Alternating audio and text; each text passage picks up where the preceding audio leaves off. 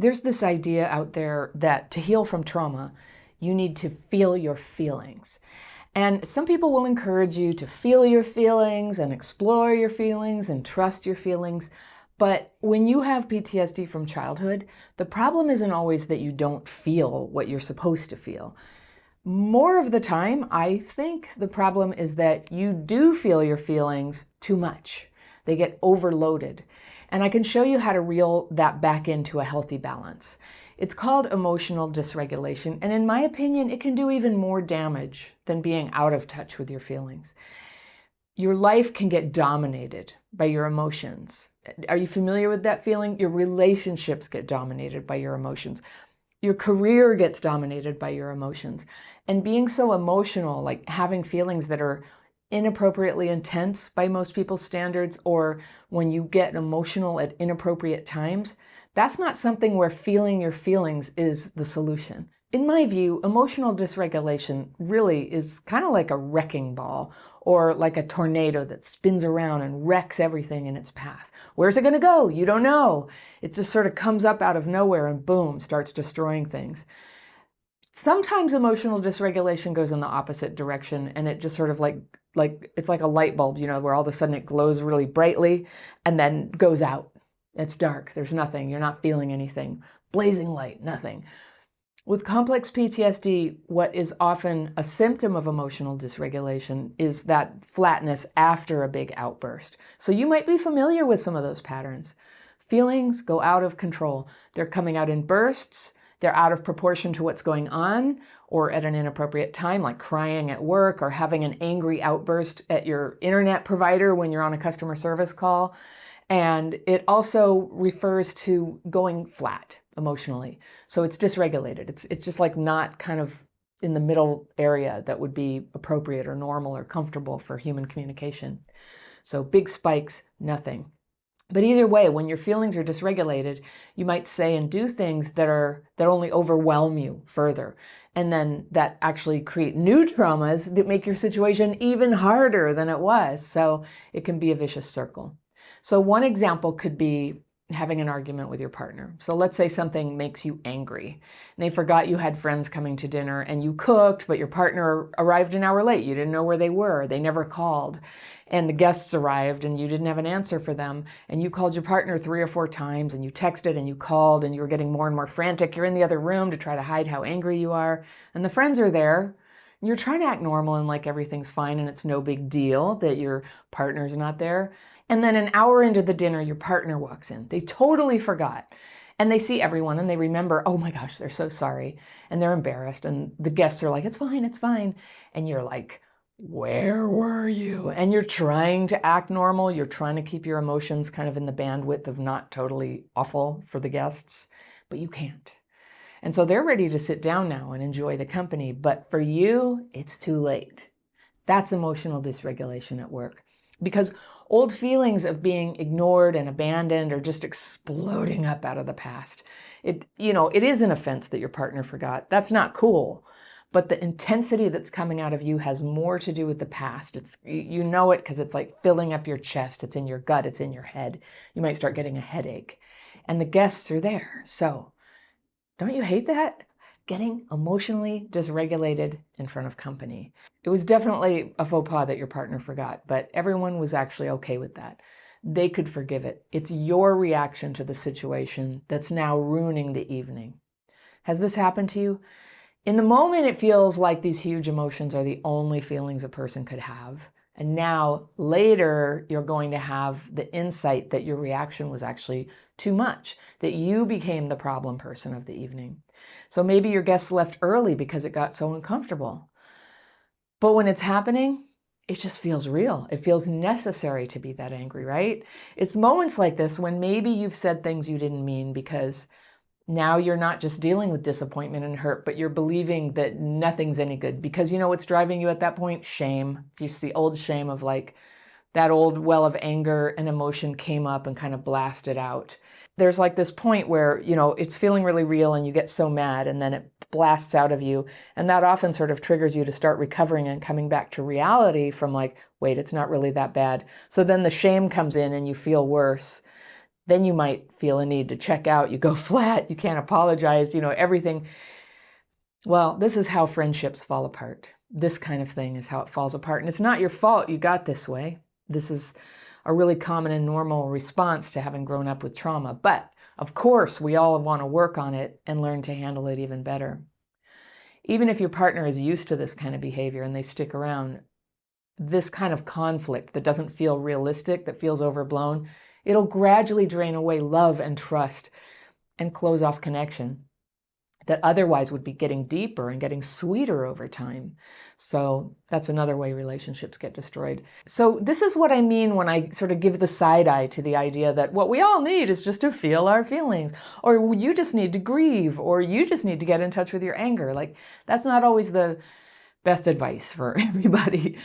It's not always what's needed. For some people with CPTSD, what's needed is to self-regulate and get more control over emotions, and to have some tools in your tool belt to know how to do that on the spot, even before you really know what's going on with you, even before you've been able to process or talk through what happened. Just when you realize, like, uh-oh, I'm going over the top, how do you pull yourself back? Because that's how you can make a positive change for the better. Once you can manage that, you start having a huge amount of space where you can talk things out. You can ask questions. You can express yourself and say, you were late for dinner. We had company. I was so embarrassed. You can say that, but you can say that in proportion to, what the problem really is. All right. So I'll show you how to do that. You'll find that if you can control emotions before they get intense, so starting early, you may have this little window of opportunity to do that. You can avoid a lot of problems that come from overreactions and overwhelm, and it's easier to get back to a calm and regulated state then. So I have a friend who visualizes emotional dysregulation as an airplane taking off. You may have heard me talk about that. And regulating her emotions is what she calls keeping the airplane on the ground. And I love that. That is what it feels like. Because, yeah. And so you can think of that too. How are you going to keep your airplane on the ground? Once it takes off, it's just a great big deal. So how are you going to do that? You can do it. You can stay regulated even when you're upset if you understand what's happening and you practice, practice, practice. So when you go into a strong emotional reaction, one is notice it's happening. Are you flooding with emotion? Are you feeling adrenaline? Are you panicking? Are you starting to cry? So say to yourself, I'm having an emotional reaction. Because it's just true. You can just say that to yourself. Just ground yourself in reality with that. I'm having an emotional reaction. So another thing you can do is slow down the interaction. Just get it way slowed down. A lot of us are very sensitive to hurrying, and yet once we start panicking, we start rushing. So it sort of compounds itself. So you can just back up, take big pauses between what is said. Take your time to answer, take your time to say things, consider your words, prepare to see things in a new way. Now, a lot of the time, simply slowing things down can reduce the overwhelm. That's all that's needed. Less overwhelm means you can recover your perspective right there and then and experience a little calming effect inside. If you're about to cry and you don't want to cry because you're at work or you're giving a speech or you don't want to be vulnerable in a particular situation, here's a great trick. Imagine that on your stomach, like right below your belly button, that you have a knob, all right? And the knob goes all the way up to 10 or 11 if you like Spinal Tap. If you have emotional dysregulation, it definitely goes to at least 11, all right? So now imagine that the tears are coming because you accidentally left the knob at about 8.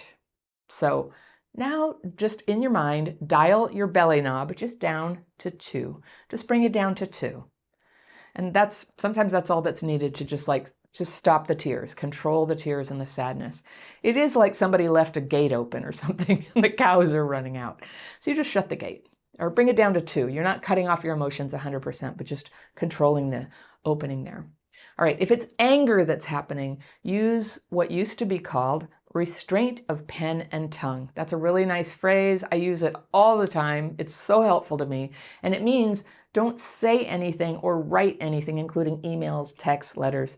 Don't do it when you're angry. What happens is this venting will escalate your emotional overwhelm and your thinking gets distorted and you might say things you don't actually believe and that you'll regret. And of course, if you've ever had a conflict over text, it never goes well. There's no way to communicate the tenderness or the caring or the listening. It just sounds like somebody snapping. no matter how you handle it. So don't do that. When you're angry, don't write. Instead, because it's important to express yourself, promise yourself that you'll express yourself just a little later when you're calm. You can find a gentle, polite way to postpone any more conversation. You can just say, I really want to have this conversation. It's important to me. I definitely don't want to, get all intense on you. Could I just have 15 minutes so I can, just bring my emotions together? You don't even have to say that if you're at work. You can just say, you know what? I have this other call. I need to go do that. Can I come back and have this conversation with you in 15 minutes? So whether you choose to tell anybody that you're taking time out to emotionally re-regulate or not, people will generally accept that you can continue the conversation later. And whether they realize what was about to happen or not, it's good for everybody for you to show up kind of regulated for all your conversations. It's good for you, it's good for them. If it feels urgent for you to express yourself, that is often a cue that you need to take double time pausing and getting re-regulated. The sense of urgency is not always reliable with CPTSD. It's basically your old emergency response kicking in over stuff that's just about communication or saying how you feel. So when it really is an emergency, if you need to pull somebody out of a rushing river, or you're in an abusive situation and you need to get out the door, of course urgency is appropriate. But if it's just about communicating something or trying to talk something through, if you feel urgency, it's very likely going to only benefit if you pause for 30 minutes or an hour or tomorrow. There's very little that has to be solved in any given day that's important. So if you can come back regulated in more time, that's really good. Don't underestimate the damage you can do when you try to solve problems when you're dysregulated. It's kind of like driving drunk, okay? All right, another thing you can do some emergency writing. And I'm talking about the daily practice way of writing that I teach. I have a free course. I always link it on the free tools page of my website. The free tools page of my website is always linked down in the description section below. But it's called the daily practice. And I teach a specific technique where you can get your fearful and resentful thoughts on paper, kind of ask for them to be removed, rest your mind. Give it a try. So many of us have experienced life-changing healing from being able to put our emotions on paper before just kind of throwing them at another person. It often feels, especially if you were neglected as a kid, that what you really, really need is to tell somebody how much they hurt you, because there's this fantasy that if you tell them, then they'll be like, oh, I'm so sorry. I'll come in and I'll care for you and I'll help you feel better. But in adult life, that's usually not how people respond when we come at them in anger. They don't respond like trying to help us. And if they do, it's probably not coming from a healthy place. But also, it's not realistic that other people can, even if they want to, that they can re-regulate your nervous system. It is an inside job. So we take those feelings to the paper and have a process for relieving them before having the communication. We do need communication, but when it's packed up with all your unmet childhood needs, it becomes something quite frightening and overwhelming to other people. They're either going to run or they're going to pretend, but it's going to be a disappointment and it's going to hurt your relationship. So paper, that's a suggestion there. What I love about paper, you can do this just about anywhere. In the bathroom, you can do it in the dark of a movie theater, you can do it in the car when you're a passenger, not driving obviously. You can do it in bed in the middle of the night. You can do it at your desk while you're pretending to work. And employers, I'm an employer too. But here's the thing. I'm not saying that you should just fake work and steal time from your employer like that, but sometimes the most efficient way to get productive in your day is to take the overwhelming emotions and just get them out on paper so that you can return your focus back to the task at hand. That's a good thing to do. It's definitely better than having an emotional meltdown too. All right, another thing you can do is get some hard exercise to kind of rinse all those stress chemicals out of your body. You can run up and down a flight of stairs a couple times if you are physically able to do that. If you can walk, you can take a brisk walk. Whatever you physically can do to get your heart rate up, maybe just break a little bit of a sweat. It just is so powerful to turn around the stress chemicals that are active when you're in emotional dysregulation. And sometimes you can come at emotional dysregulation through reason. Sometimes you have to come at it through physical action. There are a number of ways that you can that you can approach your healing. So I'm giving you a list of them so you can find your favorites. All right, here's one. This is another physical one. You can wash your hands, or in a big pinch, you can take a shower. Wash your hands in cold water, splash it on your face. Everybody does that, right? Sometimes. Or wash your hands in nice, warm, soapy water that feels nice, and just take a minute to feel the water on your hands and the soap and the clean hands and feel how nice that is. You're using these tactile experiences to just sort of come back from this sort of flight away from what's actually happening for your senses right here in the room for you right now. This is called being in your body. And I don't actually believe that people leave their bodies, but that's a metaphor for what happens when our nervous system is starting to shut down, like quadrants of your brain are just going dim, and you're not able to process sensory input from where you are. And that's when you're often vulnerable to outbursts or saying things you don't mean. You want to be in touch with all of your feelings. You want to be in touch with cues. You want to be able to detect danger. Like if you're going up and shouting at somebody on the street, what if they're dangerous? What if they could physically harm you? You need to be tuned in, right? And so that's why physical regulation, neurological regulation goes hand in hand with emotional regulation.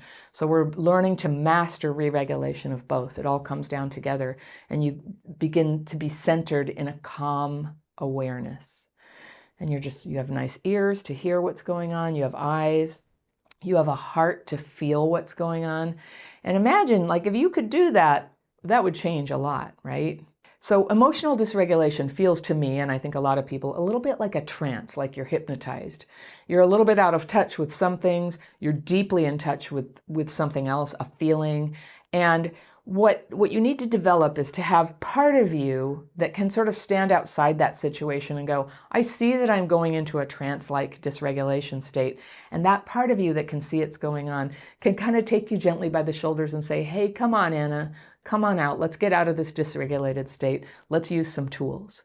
Once you have that part of you that can sort of pull you back a little bit when you notice it's happening, you've just gotten on the path to serious change. That's how you do it. Self-awareness, just enough to pull back. Before you know what to do, before you've solved all your problems, you're just like, okay, this thing is happening. I know it doesn't go well when I, say things and try to solve problems like this. Let me take a beat. All right. If you like, you can talk with somebody who is trustworthy, they understand you, and who's not in that moment in a conflict with you. Very important. Someone else. Sometimes it helps to get an outside perspective. But I don't recommend trying to tell a long story. I don't recommend trying to vent, going into yet another hypnotic trance, and then he did this, and then he did that, and then, have you done that? I've done it. That's bad. That just takes me worse into emotional dysregulation. So the discussion, it doesn't usually work that well when you're already upset. But obviously, sometimes this can't be avoided, and somebody will try to help you and assist you to kind of emotionally calm it. The irony is that one of the hardest things for a person in emotional dysregulation to hear is, can you calm down? Ma'am, please calm down. It's like, whoo, it goes off again. So sometimes it's going to be you by yourself. So one way to check in with yourself when you're having one of those conversations is to ask yourself, is having this conversation making you more dysregulated? Are you feeling more upset? Are you maybe talking faster and faster, louder and louder? Are you talking on top of people? These are signs that you're actually going into dysregulation. So if you can have that part of you stand outside and go, oops, I'm getting more dysregulated. You just find a polite way to say, okay, well, thanks for your help. Now get yourself to a private space with your pen and pencil or your tools, your physical tools, to start bringing yourself back before you begin talking again. Talking is sometimes the gateway drug to more dysregulation. Just saying. Sometimes it's useful, sometimes it's not. We need to learn the difference, because when we're dysregulated, it will often dysregulate the person we're talking to, and that's how terrible conflicts get going. Because when we're dysregulated, the person we're getting all dysregulated on will often also dysregulate, and two dysregulated people will often escalate quite badly. You've probably been there. Everything that needs to be said can and should be said, but not necessarily in that moment. If you possibly can, wait until you're regulated, calm, more lucid, able to feel the range of feelings you have about someone, and not just the angry part, not frantically trying to get them to understand something. These steps, by the way, don't just help you regulate emotionally, but they help you re-regulate your brain and in your body, your heart rate, your breathing, your thinking, your coordination of your, feet and hands, your ability to focus. So I have a quiz you can take if you want to check some of the symptoms of dysregulation. If you're hearing this and you're like, wait, that happens to me. I got a list of them and you can check them off on this list. That is in my free tools page too that I mentioned on my website, free tools. The link to the free tools page is down below in the description section. When you're re-regulating your emotions and the intense thoughts keep just fluttering in, just keep reminding yourself to hold the thought and instead focus on next steps, positive actions, positive words. This isn't positive thinking. It's not toxic positivity. This is just redirecting your thoughts when they're sort of going whack to a clearer mental space, because that's part of you too. You have clarity in there. You have a place in there that has less emotional charge, where you can anchor yourself. You can remind yourself that's your home. That's where you go when things get crazy, is into this home inside. You're not suppressing your feelings. You're just postponing expressing your feelings until you're a little more regulated. And contrary to popular belief, by the way, you don't have to talk things out to get regulated. Talking about your feelings, it's important, but there's a time and a place, and sometimes that best time and place is later, when it will be helpful and constructive, and when it will help you have and keep and strengthen relationships with people you love, people you treasure, even though it doesn't feel like that when you're emotionally dysregulated. So when this happens, just keep reminding yourself by silently telling yourself, I'm feeling dysregulated. And then use your tools. Stop venting. Remind yourself that you don't need to express yourself and clear the air right then. Your words will be there. Your feelings will be there waiting for you when you're calmer. You will have access to yourself. You'll be no longer dysregulated. And then when you express yourself, you can do it elegantly and with fairness and love. It'll feel great to keep your relationship gentle like this and to get past the shame of overreactions. And then you can enjoy the way that your connections with other people, rather than getting ruined, begin to get nicer, deeper, stronger over time. If you had childhood trauma and you've sought help for the problems that it's caused you in your life, you may have been told that you needed to get in touch with your anger to heal from the trauma. And I know for some people there is something freeing about that, for a while anyway. But if you were already angry, if you were already just barely holding in the rage or the irritability or the contempt you inherited from growing up abused and neglected, that's a really dangerous assumption that what you need is to go even deeper into those harsh emotions. The fact is, people with complex trauma can tend to get emotionally dysregulated. Feelings can go from a normal level to a surge level suddenly, for seemingly no reason. And in the moment, it feels like the right level of anger. But later you can see what everyone around you could see in that moment, that it was an overreaction. And it's this kind of anger that can really cause problems in your life, especially when it becomes a habit or when anger becomes a kind of drug that you unconsciously use to get up and out of depression. And I'll explain that in a minute. So how do you draw a line between healthy anger, it's an emotion we need, right? And unhealthy, dysregulated anger? How do you know the difference? Now, before I had any healing from my childhood trauma, one of my biggest problems was in my relationship to anger. And one of the most hurtful things that anyone's ever said to me is, you are a very angry woman. And it hurts even now to say that. My meditation teacher once said that I used to be what he called a serrated knife. But I was. I was rough. I was sharp. I was carrying a lot of anger. And that's not irrational. It's what I knew. Because first of all, the adults in my life when I was a kid went way out of control with their anger. I grew up watching my dad rage at my mom and my mom berate my dad, and the two of them would smash things and get violent. And even after they were divorced when I was 7, anger and rage became the default way that they communicated about anything. So we had a lot of alcoholism in the family, and drunk people make everybody angry, and the angry people make the drunk person angry. So I grew up terrified of anger in myself and of angry people. And I know a lot of you know exactly what I'm talking about. I remember when I was 5 or so, I was angry in my own right about something, really angry. And instead of a temper tantrum, I went around the house and folded a folding chair, and I carefully took a vase down off the mantel and put it gently down on the hearth. And that was my way of saying I was fed up, damn it. I couldn't bear roughness, though. I couldn't bear the yelling and the doors slamming and the sound of breaking glass. There was a lot of that. The silence when you know something really terrible is coming, that used to really scare me. I hated violence. I still do. I hated the sounds and the smells of drunken people. And there was no way around it. It just put me on high alert and this weird kind of tension inside. So in my teens and 20s, I figured that I'd solved things by just avoiding angry people. And I thought of myself as a very peaceful, loving person.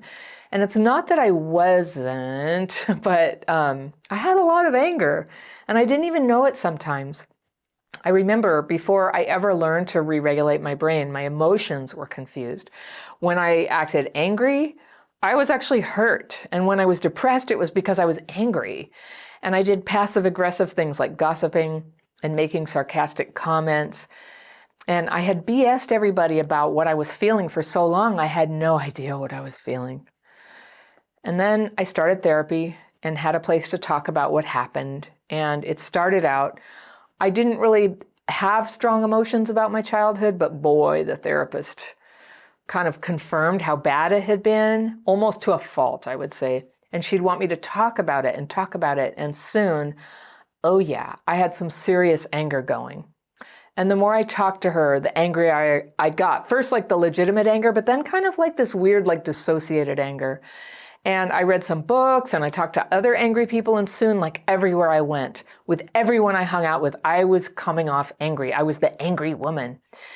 So I was a real drag to hang out with, to be honest. It was me now. It was I who was raging and smashing things like had happened when I was a kid. And I wasn't as bad as my parents, but I intentionally broke some dishes in the kitchen once. I threw a ceramic mug out the passenger window of a car. And even thinking about this now makes me feel awful. It was frightening to the people around me. So I don't want to do that. I thought I was getting in touch with my feelings, but actually I was losing control of my feelings. And I was learning to amp them up and almost dissociate using them like a drug to do that. It wasn't cathartic. There was no feeling of being done with the feeling. It just wore me out. It just tore me down. It alienated everyone. And there's nothing healing about that. So luckily, I stumbled on a new way to heal, and I quit that anger-based therapy and started using techniques that helped me very quickly get those harsh emotions quietly out, expressed. And this gave me comfort instead. It gave me a clear mind to get the focus off all the bad things from the past and onto my present day surroundings and how I was handling things. And from there, it was a lot easier to start solving problems and building a happy life. Now, maybe you're also in the process of finding the techniques that work for you, or understanding what part of your behavior is just trauma-driven and what is part of you. So if you want to learn more about common symptoms of childhood PTSD, I created a self-evaluation that you can take, and you can see what's happening for you. And there's a link to that. It's a quiz. I have a series of quizzes actually for different parts of your life and how CPTSD might have affected you. And I have that along with my daily practice calming techniques. And it's all on this page called the free tools page of my website, crappychildhoodfairy.com, free tools page. That page is linked down in the description section below. I just try to get it like into your hands very easily all the time. I'd like you to have that. Really, it's free. So these days, having stuck with my techniques for years and years and continuing to work on myself, I've made so much progress. And I wish I could say that kind of PTSD anger never comes back, but it does sometimes. And the progress is that I notice it right away and I can change course on it quickly. Some anger is normal and natural. It's a useful emotion. It's an honest response to unfairness and hurt. It tells you when action is required. With healthy anger, it flashes through you like burning paper. And sometimes it lasts longer, but at a certain point, when it's not helping you take action or solve problems, anger that lingers turns into unhealthy anger. And that is something many of us were encouraged to have, or in fact became addicted to having. anger as a solution for pain. That's kind of the idea out there. And I wanted to tell you why it feels like that's true, that it's a solution, but it doesn't work. So you can think about your feelings on a vertical scale, all right? And way down here is death, or you're catatonic or something. And then right up here, well, right here, you're depressed. And then obviously there are degrees of depression, and it's a terrible place to get stuck. And if something you do or some therapy you try helps you go from depression to anger, which is pretty common in the psychology world, this might be helpful because it's up. You're going from depression up to anger. And it's pretty easy to help someone get angry. It feels good at first, doesn't it? Because it gets you out of bed and up off the floor. When you're hovering at the bottom of the emotional scale down here, anger and rage are a step in the right direction. And you think, wow, this is a breakthrough. I'm feeling my anger. And there's this energy to it. But it's a mistake to think that anger is the solution. This idea that feeling your feelings is inherently constructive is just not true. There's a time when we need to get in touch with our feelings, and a time to be angry, and a time to move through that. So if anger isn't transformed pretty quickly into some clarity of mind and sane action, it'll just take you right back down the vertical scale into depression, isolation, and down on the floor again. So what to do with the anger? For me, it is the most profound turning point of my life when I was shown how to put it on paper. And I put my fears and resentments about life and tragedies and the injustices and the petty little things that bother my mind. It all goes on paper, and I ask God to remove it. Now, you may not believe in God or any kind of higher power, and if that's the case, you can write it using my format and then write a release statement. So I ask God to remove it, you can release it. Writing and releasing is the core technique I teach, and this is how I had my transformation when I was sad and scared and struggling with PTSD symptoms. You just might be amazed at how much more effective and clear-headed you are with those resentful and blamey thoughts out of your head, at least for a little while, out and on paper, so that you can be emotionally free enough to see what needs to be done about problems. Because sometimes the situation is, it's just crying for you to jump in and act, to do something. And other times, nothing needs to be done. Sometimes it's just an angry, stray wisp of emotion that got dredged up and it softens and it's gone.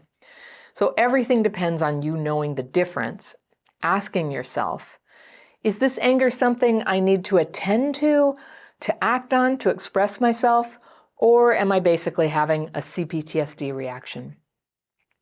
Now, when you have some freedom from the fearful and resentful thoughts, even if it's just for a little while, you're in a much better position to see the difference, to discern whether it's time to forget or time to get busy.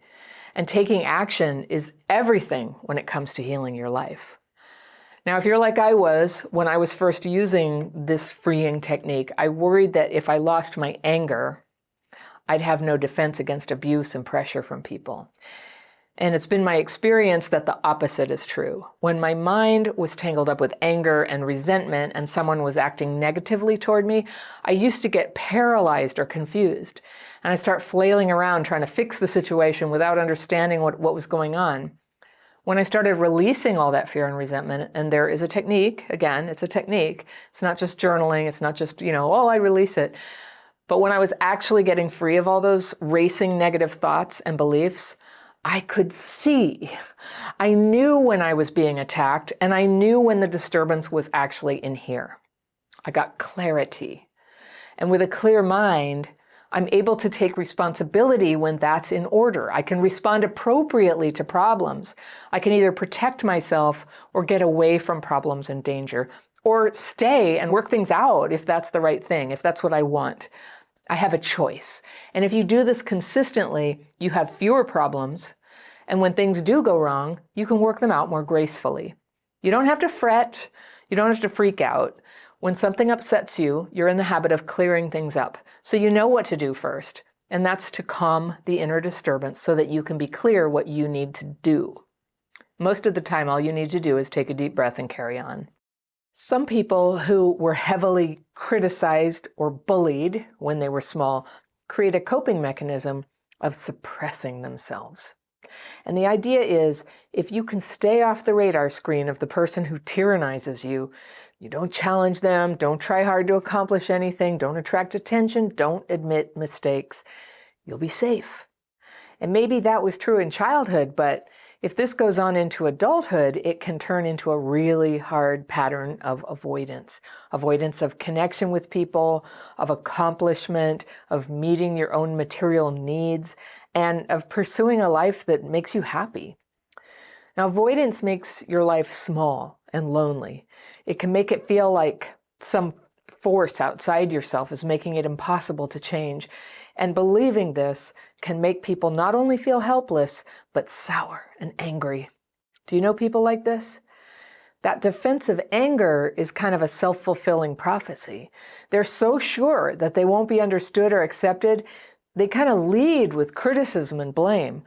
We all have this a little bit. Hiding, criticizing, blaming other people as a way to keep our fears at bay, that we don't belong, that we're not good enough, that no one likes us.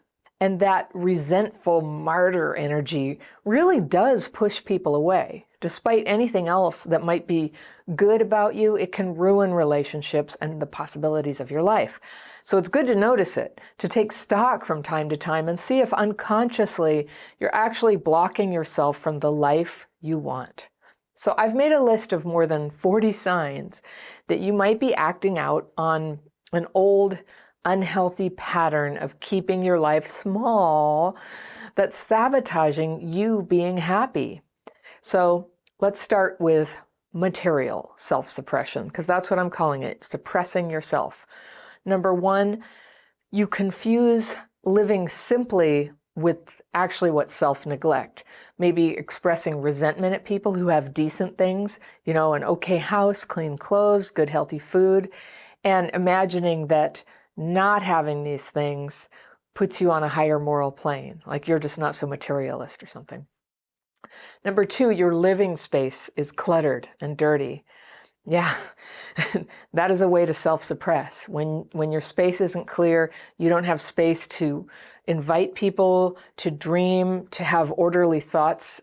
For people with CPTSD, having clutter in your space can increase dysregulation. Number three is you don't exercise, even though we all know what a strong medicine it is for depression, for dysregulation, for anxiety, for your health in general. Not exercising is a way of suppressing yourself, because if you did, you would begin to bloom. That's what happens. Number four, you go to bed day after day feeling guilty about what you ate that day. So what that points to is that you have a chronic pattern of eating in a way that you don't want to eat. And, a lot of people do this. I do it sometimes. But it's this terrible feeling going to bed at night and thinking only about what I ate and beating myself up over it is definitely making myself small. The best thoughts I can have are clear, free, happy thoughts that empower me to eat the way that I intend to eat the next day. Number five, you're waiting until you're a different weight before you buy decent clothes. Do you have that? Do you have like multiple sizes all over the closet and in the drawers? And then you don't have anything nice because any day now you're going to change the way you eat and not feel guilty at night. That whole thing. That is self-suppression. You can go ahead and have decent clothes at the weight you are right now.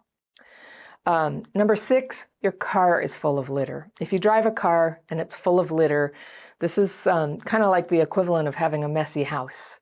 And it communicates to other people that you maybe don't have your thoughts in order. And I bet you're avoiding giving people rides places. Free up your life. Clean out your car. Make it decent. Wipe down the dashboard. Number seven, your desk is cluttered. Same thing as the car or the house, but your desk is where you sit down. If you're like me, I work at a desk, and I intentionally have a desk that's really smaller than I would like it to be, because if you give me extra feet at the end of the desk, I'll pile it up with papers. I've always got like a ton of papers and a lot of stuff going on, and every morning I get up, I make my bed, and then I tidy up my desk. And I guess I could do it the night before, but I'm too tired at that point. I get up in the morning and I tidy my desk, and I have these shelves where I put things like, this is something I'm not dealing with today, but I'm dealing with it tomorrow. And I have these really cool like colored plastic pocket folders that I put them in and by project, and they're see-through so I can see what they are. So that way I can have, 20 projects going, but not on my desk. Number 8, you don't buy yourself clothes that look good on you. That part of that goes back to what I said about feeling like, oh, there's this future weight that you're going to have. You will look a certain way in the future and then you can have the clothes. But actually you deserve to buy clothes that look good on you right now. And I know hardly anybody has money for all the clothes they would ever want. But even if you go to thrift shops, I love thrift shops, you get to pick out the clothes that look good on you. Number 9, your bras and underwear are tattered, stained, frayed, falling apart. This is a way that you communicate to yourself that you're not worth it. And again, I know they cost money, but you can go to some place like Target, and it's really not that much to have decent, proper, newish underwear and bras. And what about another form of self-suppression, romantic self-suppression? This is another way that you might be playing small. All right? There's someone in your life who mistreats you, and you've said nothing because conflict for you is unbearable. At a certain point in your healing, you're going to need to say something.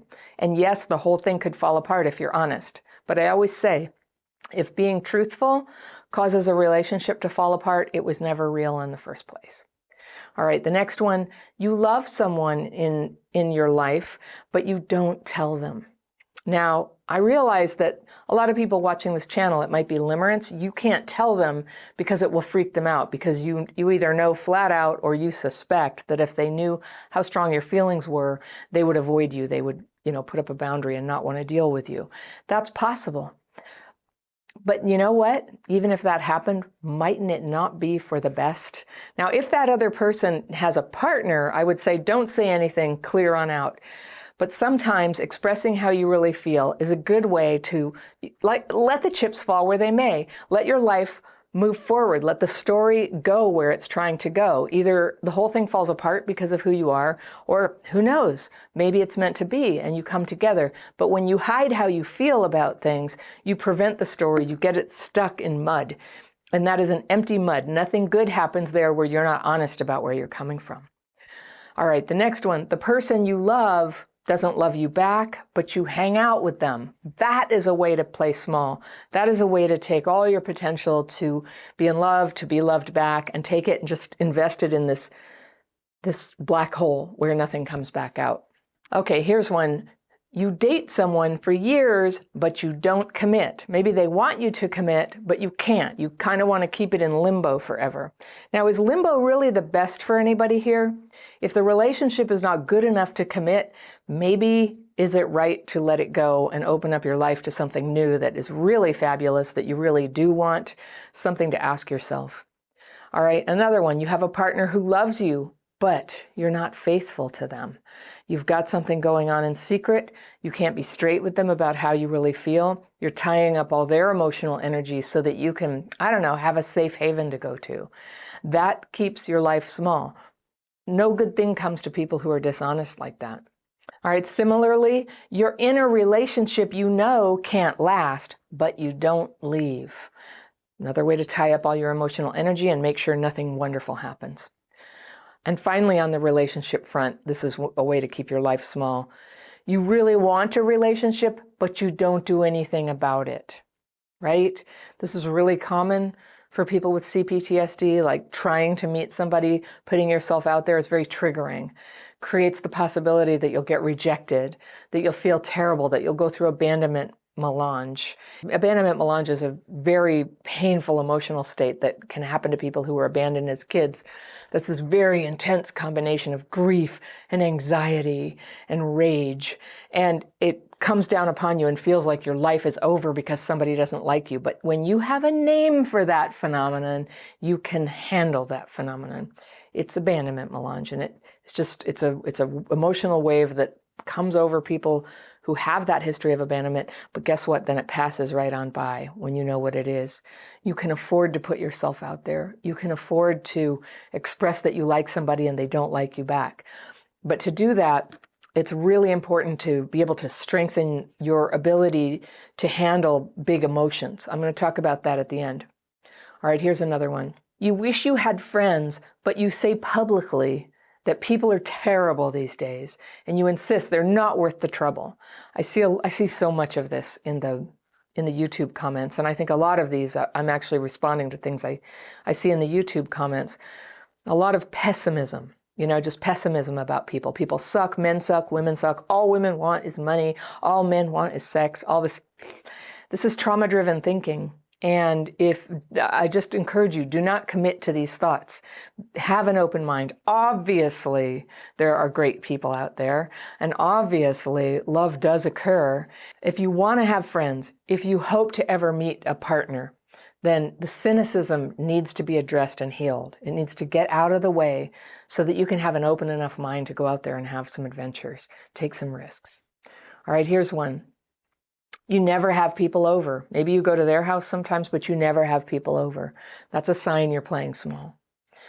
One is you complain and gossip about a friend, but you don't talk to the friend about what's bothering you. So that's a way that you vent without actually solving the rift in the relationship that's keeping you not only like disconnected from them, but causing harm to their reputation. All right. You know it's your friend's birthday, but you don't send a note. And here's the thing about Facebook is if you're on Facebook, you can know people's birthdays and it'll come up every day that it's happening. And I sometimes talk about this man, my friend, when I was growing up, she died when we were 26 and I stayed friends with her mother. And her mother, one of her big regrets is that she stayed with my friend's father for so many years. And after he died, when she was 80, she got together with a longtime friend who was also widowed, and they had the most wonderful romance of their lives. And the guy, his name was Dick, and he said what he did was he kept a Rolodex, because that's what people their age do, is keep a Rolodex. And he kept track of everybody's birthday. He kept track of the big events, like if they had been in the hospital or they had a child or maybe a loved one died, and he kept track of all that. And every day he'd go on his date Rolodex, and he'd see who do I need to reach out to, and he'd call them or send an email or a card. What a lovely guy. And you know what? He had oodles of friends. He had a lot of joy, a big warm heart. And really, no matter what you've been through, you can be like him. So my friend who married him as her second marriage, she said that her 80s were absolutely the happiest decade of her life. And she only wishes that she had found him before. And it really opened her heart to be around somebody who was so loving to people in general. He was a nice guy. I got to meet him too. Okay, here's one. You're walking down the street. There's not a lot of people around. You pass somebody and you look down. Do you do that? That is a small thing to do. It is so much more joyful, and it makes life better for you and for the person you pass to just say hello, give them a little nod. You don't have to get into a big conversation about it, because I know that's what you're worried about. The next one, before you leave your house, you look around out the window to make sure that no neighbors around, because also you don't want to talk to them. And I know, I have some neighbors who are very, very talkative, and the minute you let them in, you give them an inch and just say, hey, how's it going? Oh yeah, it was raining. This whole conversation erupts. So this is about having boundaries. If you don't want to have a deep conversation when you say hello to people, you practice your exit lines. You go, I'm so glad to see you. I have to go right now, but take care. See you next time. And you say that and you make your exit. And now it's safe for you to say hello to the neighbors. You might be making a tremendous difference in their lives just by connecting with them. And I know it's good for you. All right, here's one. You have people you love, but you don't call them, right? Same sort of principle. Or when your phone rings and it's someone you know, you don't answer. It would be a big conversation. I can't deal with it. If you have boundaries, you can call your friends and you can pick up the phone when they call. Here's one. When a dog comes over and wags its tail, pet the dog. Don't ignore it. Ignoring the dog, ignoring love when it just shows up like a little loving creature shows up in your path. Take the love. Just give them a little pat on the head and say hello. Okay, here's another category of self-suppression. You don't participate when participation is called for. For example, right, when you join a group, it gets uncomfortable for you. And not only do you leave, but then you tell everybody how crappy the group is and criticize them. Have you done that? Like burning your bridges on those people. If you really don't feel right in a group or in a friendship, it's okay to leave. It's okay to set boundaries and go. But whenever possible, don't burn your bridges. Don't talk bad about those people. I mean, basically, don't talk bad about anyone. It's just not a good idea. It's not necessary. You know that old rule, is it true? Is it kind? Is it necessary? Before you say something about people. All right. When you go to a potluck dinner, you bring something cheap or you bring nothing, right? And then you don't lend a hand with cleanup. That's a way that you don't participate. Talk about not participating.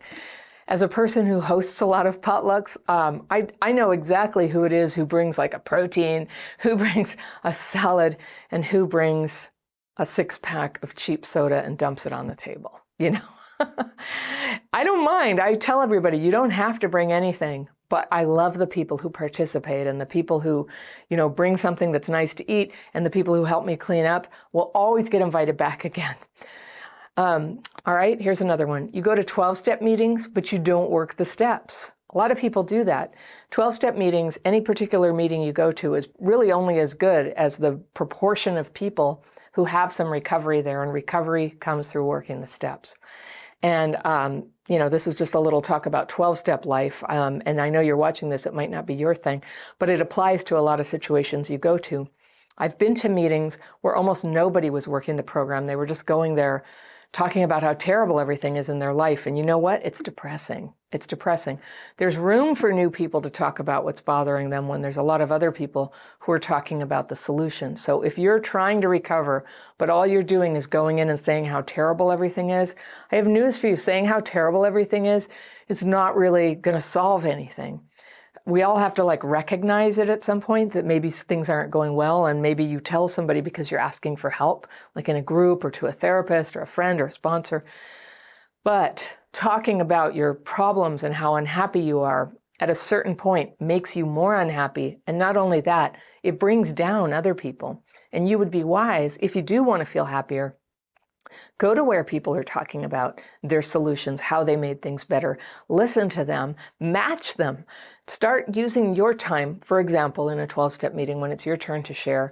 Say what the problem is, but then talk about the tools you use to make it better. Talk about the solution. There's people in the room who need to hear it, even people who have been there longer than you. They need to hear that.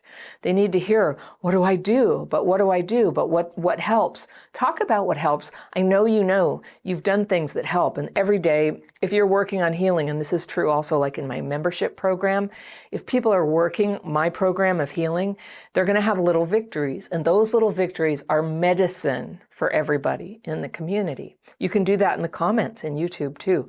Share your successes. All right, there's this other form of self-suppression around accomplishment. And, you know, you might think it keeps you safe from criticism and rejection, but it doesn't work. So here's how you can tell if you're, you know, suppressing yourself around accomplishment. You have stories that you tell to prove to other people how unfair life is, that you tried, but the world wouldn't let you succeed. And I'm telling you this because this is a huge go-to that I used to have. I just would feel really discouraged. It was building up because I have a daily practice technique now that I use to get my fearful and resentful thoughts out. And there's a lot of times in my life where I felt like the deck was stacked against me. My boss, my former partners, friends, I felt like they wanted me to fail. They were undermining me. They were trying to make things harder for me. And I would talk about it to a lot of people. And then, you know, I would come to my senses and go, what have I done? Now I've made everybody like hate this person, or I'm looking like somebody who's got these terrible problems. And I'm actually not going to do anything about them, because actually what was going on is I was having a lot of fear and resentment. I haven't actually made a decision to leave. But what I teach when I'm teaching people how to recover from trauma is to take back their sovereignty. That means not only do other people dictate how you heal or what you need, but it means you've got to take responsibility if something's really terrible for you, that it's for you to change, that other people, like, there is no like knight in shining armor who's going to come along and like save you from your job or save you from your terrible group of friends. That if it's really so bad, instead of talking to people about it or complaining, it's time to make a change. And I know change is hard. I know.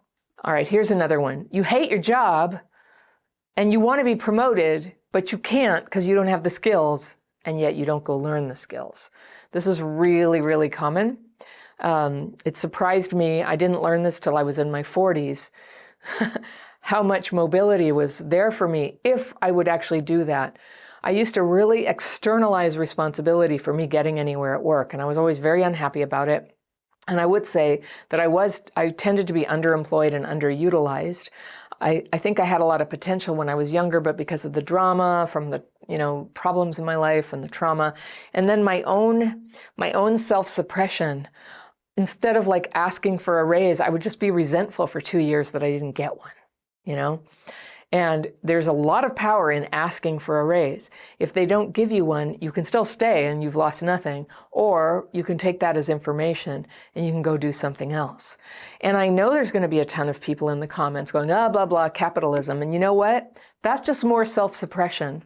Like, you really are literally not in a position to change the economic system where you live. You are in a position to change your actions, to move yourself somewhere where you might better like to be. And I thought that I couldn't raise my income for years. I really felt suppressed by this. And then I had a kid, and the kid's dad left me, and I had to raise my income. And so many single parents have been in this situation. And I had to think real quick about how I was going to do that. And it turned out that once it was absolutely necessary, I did what was necessary. I made huge changes in my life, and I learned some skills. I changed my appearance. I started showing up on time. I started showing up with an attitude that would help me earn more money. And it was, I just laid it on the line. And then I asked for the raise. My boss complained, but I got the raise. That's what happened. So I just am urging you, don't predict that the world is unfair. That's what I'm talking about, that sort of projection. Like, I never get what I want. It's always unfair. A lot of things are unfair. You haven't gotten a lot of things, but that doesn't mean you shouldn't just take the logical action to move toward what you want. And that's what this video is about ways you block yourself from getting what you want.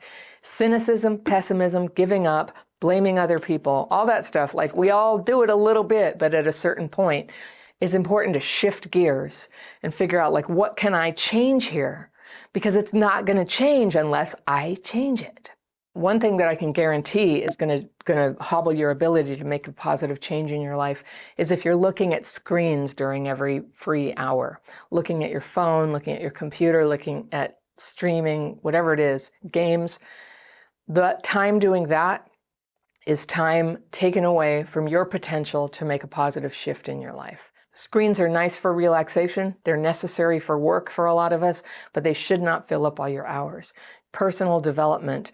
Okay, personal development could be happening on screens. You're on a screen right now to watch this video. It's important to use your time well to move your life forward into how you want it to change. All right, here's one. The knowledge you need is available for free online, but you don't spend time to learn it.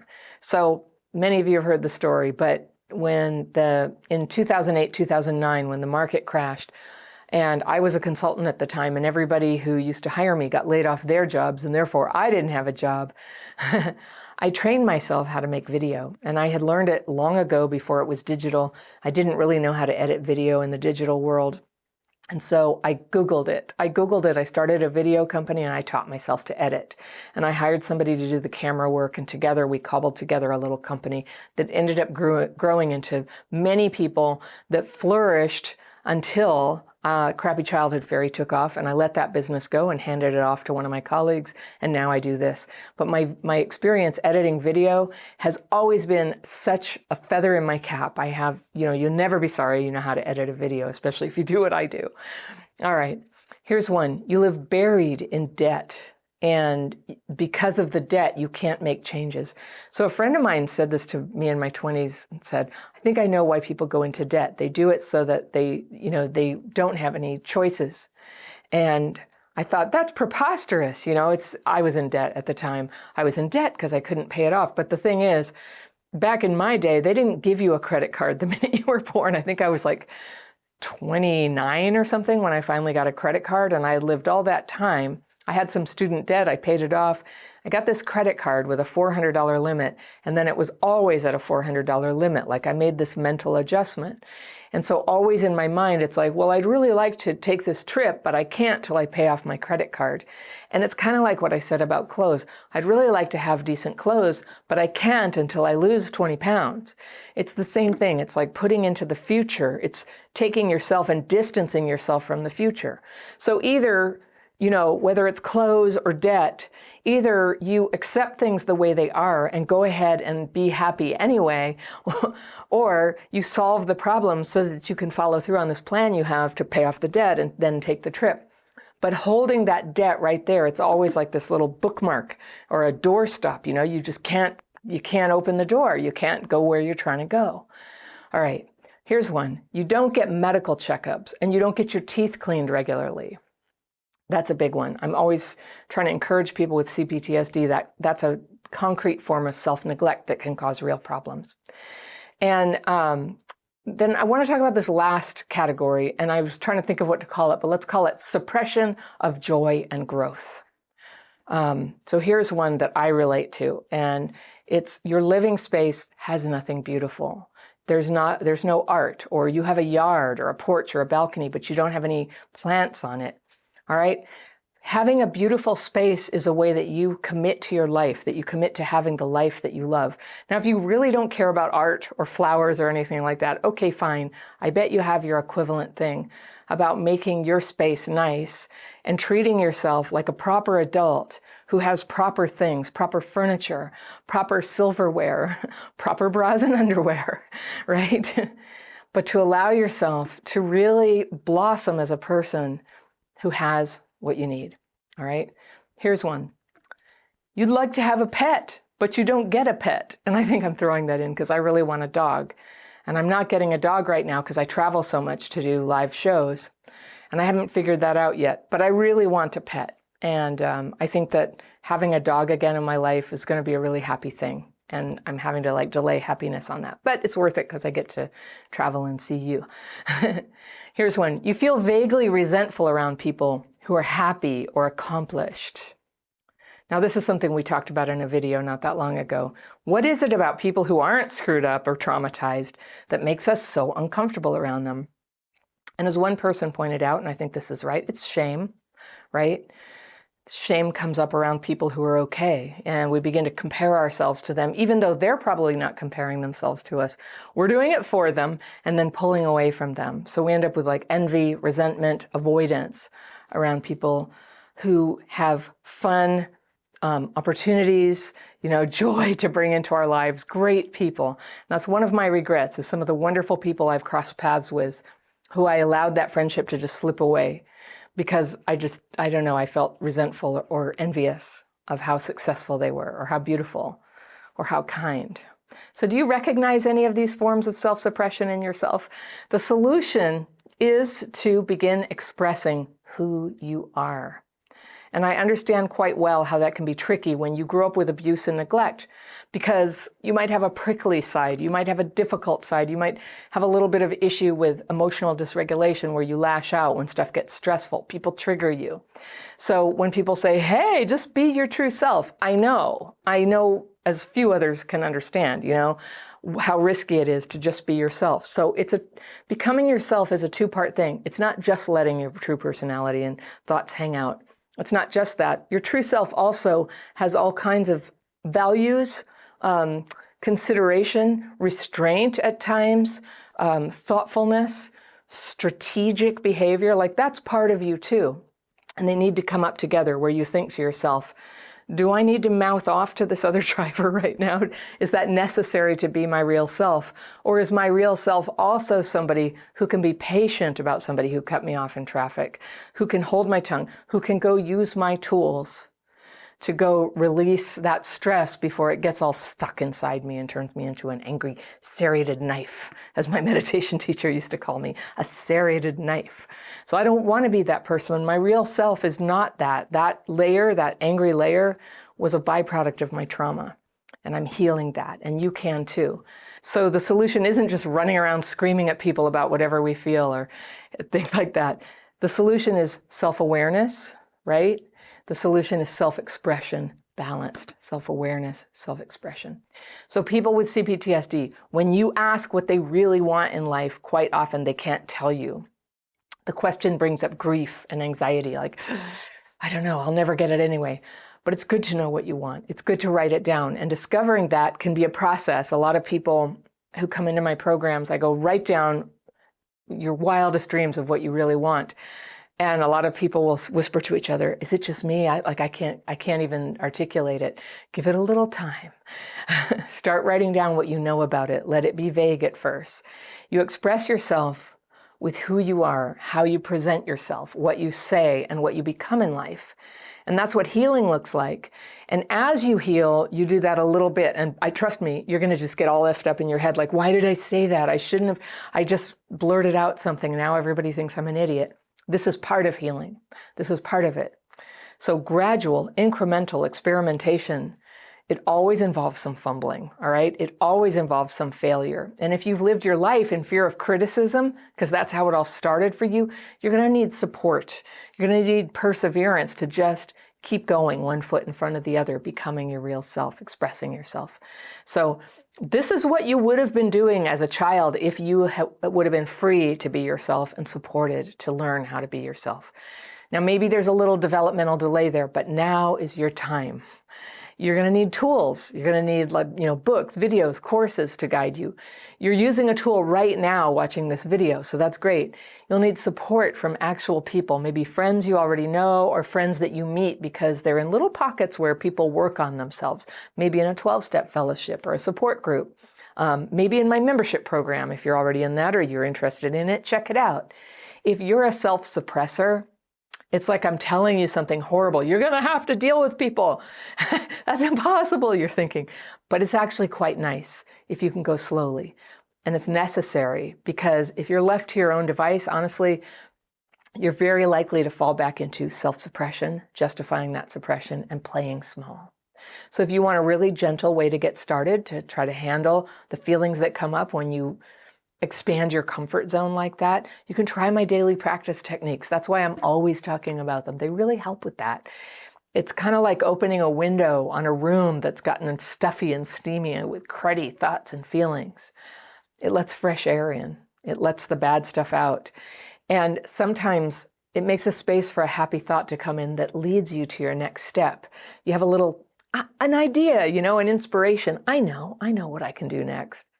Have you ever had the experience where you should do something like go to work on time or put the laundry away or finish a creative project or brush your teeth before bed, but you just couldn't do it? Everybody procrastinates sometimes, but for people who experienced abuse and neglect in childhood, procrastinating can take over your life. It can hold you back. It can make you depressed that you're stuck day after day in the same old rut, like a paralysis. Now, what is that? I've had this happen. I've spent months at a time in this place before, and I'll tell you, it is so demoralizing when it's happening to know that you're here in the world to do good, but something in you is not letting you do it. What causes it? I'll tell you, and I'll show you how you can take steps today to change. Okay, so the problem with procrastination is that it sabotages your will, your intentions, right? And I call this state paralysis because you literally find yourself unable to take positive action on your own behalf. And this can be in little day-to-day things like browsing the internet when you have work to do, or in big things that affect lots of people in important ways, like not getting around to mailing the utility bill and leaving the whole family without electricity. Now, that used to happen in the home where I grew up. You can also procrastinate to the degree that you ruin your relationship, your career, your integrity, and your health. And in fact, we've all flaked out on our good intentions in most of these areas, at least once, right? So what's going on when we can't act? Honestly, I think that doing things, committing ourselves, spending energy, creating something out of nothing, the reason we put it off is because it's not really a big thing. It's really simple. It's because it's hard. That's why it's hard. One of the great joys of my life is in publishing videos like this one, right? and then reading all the comments and discussions that you guys contribute. I love doing this. If publishing videos is my joy, and it's how my family also earns its income, then how come I spend days when I'm supposed to be preparing these videos and planning and researching and writing and getting the intro right and shooting them? It's like torture for me. I'm dying of avoidance during those days. And because making these videos takes days of preparation, really, like it's about 6 to 8 hours per video of just like focused creative work, that kind of work that's hard, where you're making something out of nothing. Well, when it's time to plan the content, oh my gosh, I just get so interested in, cleaning out the silverware drawer, combing the cat. I've done both of those things today. Finally, I'm making this video, right? And it makes no sense because releasing these videos makes me happy. But doing the work that leads up to that moment is just hard work. That's all. There's nothing wrong with it. There's nothing that complicated. It's just hard. I want so bad when I'm having to plan a video. I get this huge desire. I just want to lay down. I want to watch, Hulu. But just like you, if I give into that all the time, my life is never going to go anywhere. So lying around, it sounds great. It's a nice fantasy that it's going to make everything better. But in reality, it's totally depressing. So what makes me happy is sticking to my intention to create videos, even when it's hard. I make good videos. I'm happy with them. Well, I make duds sometimes. But being engaged in creating and sharing and serving people in the world is what makes me tick. Now, procrastinating is a very weak solution that attempts to solve the problem of stress. It's stress, right? Stress is a problem, and it can make it seem like any minute now, we're going to get all this energy and focus. Like I'll procrastinate now and then boom, like a grenade. I'm going to explode with energy. I always think I wish there was like the creative version of the defibrillator, those things they put on a person's chest when their heart stops and they jolt the heart back into beating. I always think what's the thing that's going to jolt me back into work and get me back to the desk? And there is no magic thing. It's just no matter how I feel about it, it's getting up and walking over and then sitting down in my chair here and doing it. So another piece of that fantasy is the delusion that procrastinating is self-care. But is it? No. No, resting might be self-care, but procrastinating is not self-care. It's just the worst waste of time. It doesn't de-stress you. It causes stress. For people with childhood PTSD, especially when there's a lot of unhealed stuff, you're in a state of stress pretty much all the time. So everything is hard, and that is the vicious cycle. Stress makes things hard, so you avoid tasks, which makes you more stress, which prompts you to avoid tasks even more. And there it is. People who don't have childhood PTSD have no idea how much work it is for some of us to do ordinary things. It's exhausting and stressful just being in the world sometimes, right? People are stressful. Going out of the house is stressful. Sticking to a schedule is stressful. Expressing yourself is stressful. And hearing other people's opinions when you disagree with them, that can be stressful too. And making money, of course, is stressful. But you know what's more stressful? Not doing all of these things. And that's why when you feel overwhelmed and stressed, the solution isn't always to just retreat and give yourself permission to procrastinate. Sometimes the best way to calm stress is to just face right into it and take the chaos of all those unfinished tasks and the heap of to-do items and forgotten emails and unfinished projects and just get to work on them one at a time.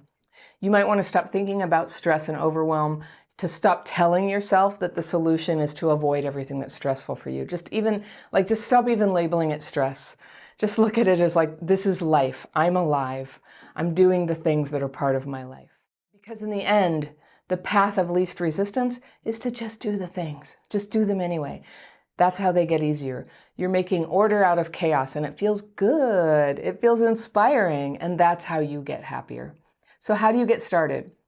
You get the urge, sometimes, once you feel ready, to just run out there and just do it all, right? Do you ever get that? That is such a childhood PTSD thing, to go from, I can't do anything, to just I'm going to do everything. And there are times when it doesn't make sense to just run out there and go for it. and force yourself to tackle your list in a day. I don't want to discourage you if you've got that positive energy, but what can happen is you make a list of 20 or 40 or 100 things. You start on the first thing and then you sort of expand it to the first 10 things, and you're kind of doing them all at once and running around. And next thing you know, it's dysregulating you because you're tired and you're trying to juggle too much and you can't really like keep order of your thoughts. You're just like go, go, go, go, go. And then you fall back into procrastination. So taking action at a good pace, a healthy pace, it's like a muscle. You can start to work it out slowly, just a little at a time at first, and then you get stronger. And whether you do a little at a time or go on a cleaning binge today, I'll tell you what the solution is not. The solution is not to give up on yourself. Don't identify with the trauma and mistake paralysis and giving up for being good to yourself. When you let yourself down, your worst behaviors will start just coming up. Now, I am aware that some people are like workaholics. So I don't want you to take this advice, and usually it's not the workaholics who would be writing me about this. It's people who are concerned about the workaholics going, but what about workaholism? It's not always good to keep going. And of course, everything can be done in the extreme. But you know who I'm talking to, you know who you are, it's the procrastinators, all right? When you let yourself down, your worst behaviors will start coming up. When you fall short of your own goals, you know what your CPTSD wants to do? It wants to find someone to blame. Is it going to blame you? Is it going to blame him, her, your parents, society, right? It starts to churn. And you start having random thoughts about how people are against you, or you're going over and over some harm done to you in the past. If that's happening when you're trying to take action, check in with yourself. Ask yourself, is there something that I'm having trouble handling right now? Am I avoiding something? Am I actually angry at myself for not following through on what I need to be doing? And by the way, if you're not sure if complex PTSD is the thing that drives some of your self-defeating actions like this, you can take a quiz I developed, and it's right down in the description section. It's in the very top row. You'll see it right under the video. You can take that quiz, and I will send you a list of really common symptoms of CPTSD, and you can check and see if they apply to you. Your strength lies in action. Action taken in right proportion to your capacity. So don't wait until it feels right for you to start brushing your teeth, all right? Just take that one step and just brush your teeth. Even if you're tired, just for practice, just to stretch yourself. Then the next day, you can do the laundry. And if you're still feeling good, you can reply to emails that people wrote you weeks ago, but that you never answered. You can schedule a haircut. You can pop into the gym that you pay for all the time, but you haven't been to in 3 months. All right. You can review your credit card bill for all the monthly subscriptions you forgot you're paying and see if there's any you can remove. You know the good actions that you need to be taking next. You may have to push yourself, not like a maniac, but some every day. You know that saying that you hear sometimes, don't be a human doing, be a human being. Well, that's a good sentiment. Having grown up in a commune, I'm always a little bit like skeptical of stuff like that. And the reason is because doing and being are both really important. All right. That like criticism of like doing, having something wrong with it. No, doing and being, both important. And doing is how we earn a living, and it's how we express ourselves. And how are you going to become fully yourself if you don't do things? It's not just the thing that you get done. It's the momentum that you build from just doing anything at all. And the more you're taking action, the easier it becomes and the more natural it feels to keep taking action. I procrastinated for years on the idea for Crappy Childhood Fairy. It was on my mind for 2 decades. I mean, it wasn't totally formed yet. I hadn't learned everything I needed to learn really to be ready, but it was on my mind. And I didn't have the inner power to do anything about it. So eventually I did. I'm so glad. And the thing that launched me into action was I signed up for an expensive seminar about how to share your own life story as a way to teach others, like online. And I wanted to do this thing. It just seemed like this huge amount of money, and I was terrified to do it. And what if I actually did launched it? This started as a blog, and what if I did that and I got judged? Well, I did a little bit. What if my work was bad? It is sometimes. What if I was successful and then I was committed to always having to work hard on it? That is kind of what happened. But I don't have to work hard. I like to work hard. I do procrastinate sometimes. It comes from the exact same place as anybody's procrastination. I just have a lack of power to do what I intend. But that was the big fear, is that I'd get stuck. I'd have to be in action all the time and I'd have no escape. And so I find that I have more confidence in my ability to really step up and work hard if I can periodically just like take time away, lie down, not for too long, not that big like time waster lie down, but just go, hey, I can take a break anytime I want. I don't have to fear this. I don't have to be afraid to make a commitment. I'll talk about this in another video sometime, but making commitments is where life starts to get really like rich. So that's a lot what we're talking about when we take action. Some of that is just making a commitment to start a new project. And if you start the new project, I mean, let's say you open a shop, right? Well, now you got to go to work every day at the shop. And that's all it is. It's hard. You know, you can just foresee, like, even when I'm sad, even when I'm dysregulated, I'm going to have to go. But I really cannot emphasize enough that while that is stressful, it is so much more stressful to not take that action, to not open that shop when that's what you wanted to do. Imagine if I never did the Crappy Childhood Fairy just because I was afraid it would involve work. Part of me would love to lay around and just watch TV. There's so much great TV out there, you know? And it seems like unlimited TV would really be nice, but most of us know what that really feels like, right? It feels terrible.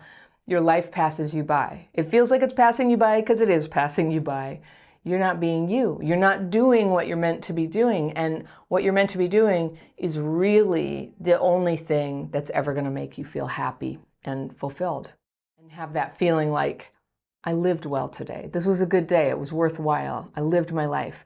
And for me, the things that make me feel that way are like connecting well with my family and people close to me. And a little bit every day of that. Also to go be outside and walk around. Like I go take a walk outside, I feel like, yeah, I lived my day. And doing work that I know is making a difference in people's lives, that makes a good day. I like those days. And I used to feel envious of people who build roads, for example. I don't know why roads, but you know, you get stuck in traffic and there's like road work there and people are working. And I used to think, God, they're so lucky. They go home at night and they're like, you know, today I built 100 feet of road. And it's a real thing, and they did it and they know that they had it. And I often had work that it was a little less tangible, like, you know, working online, working in offices, and I didn't have that satisfaction. But really the road is not what would have done it for me. It's doing what I was made to do. And finally I'm doing it. And it is so fun. It's so fun to do the thing that you were meant to do. I knew it. I knew it. One day I saw that seminar, I paid the money, I went, and it was a lot of money, and it was 4 days in a corporate hotel. Boy, that added up. And then on the third day I got stomach flu. I couldn't even go to the fourth day. It was kind of rough. But I started. And that was the day that the feeling that life was passing me by like went away. I started, and I was using my gifts. I was on my way, and I had to make use of all that money I spent on the seminar. I felt like I had to follow up and like make this blog.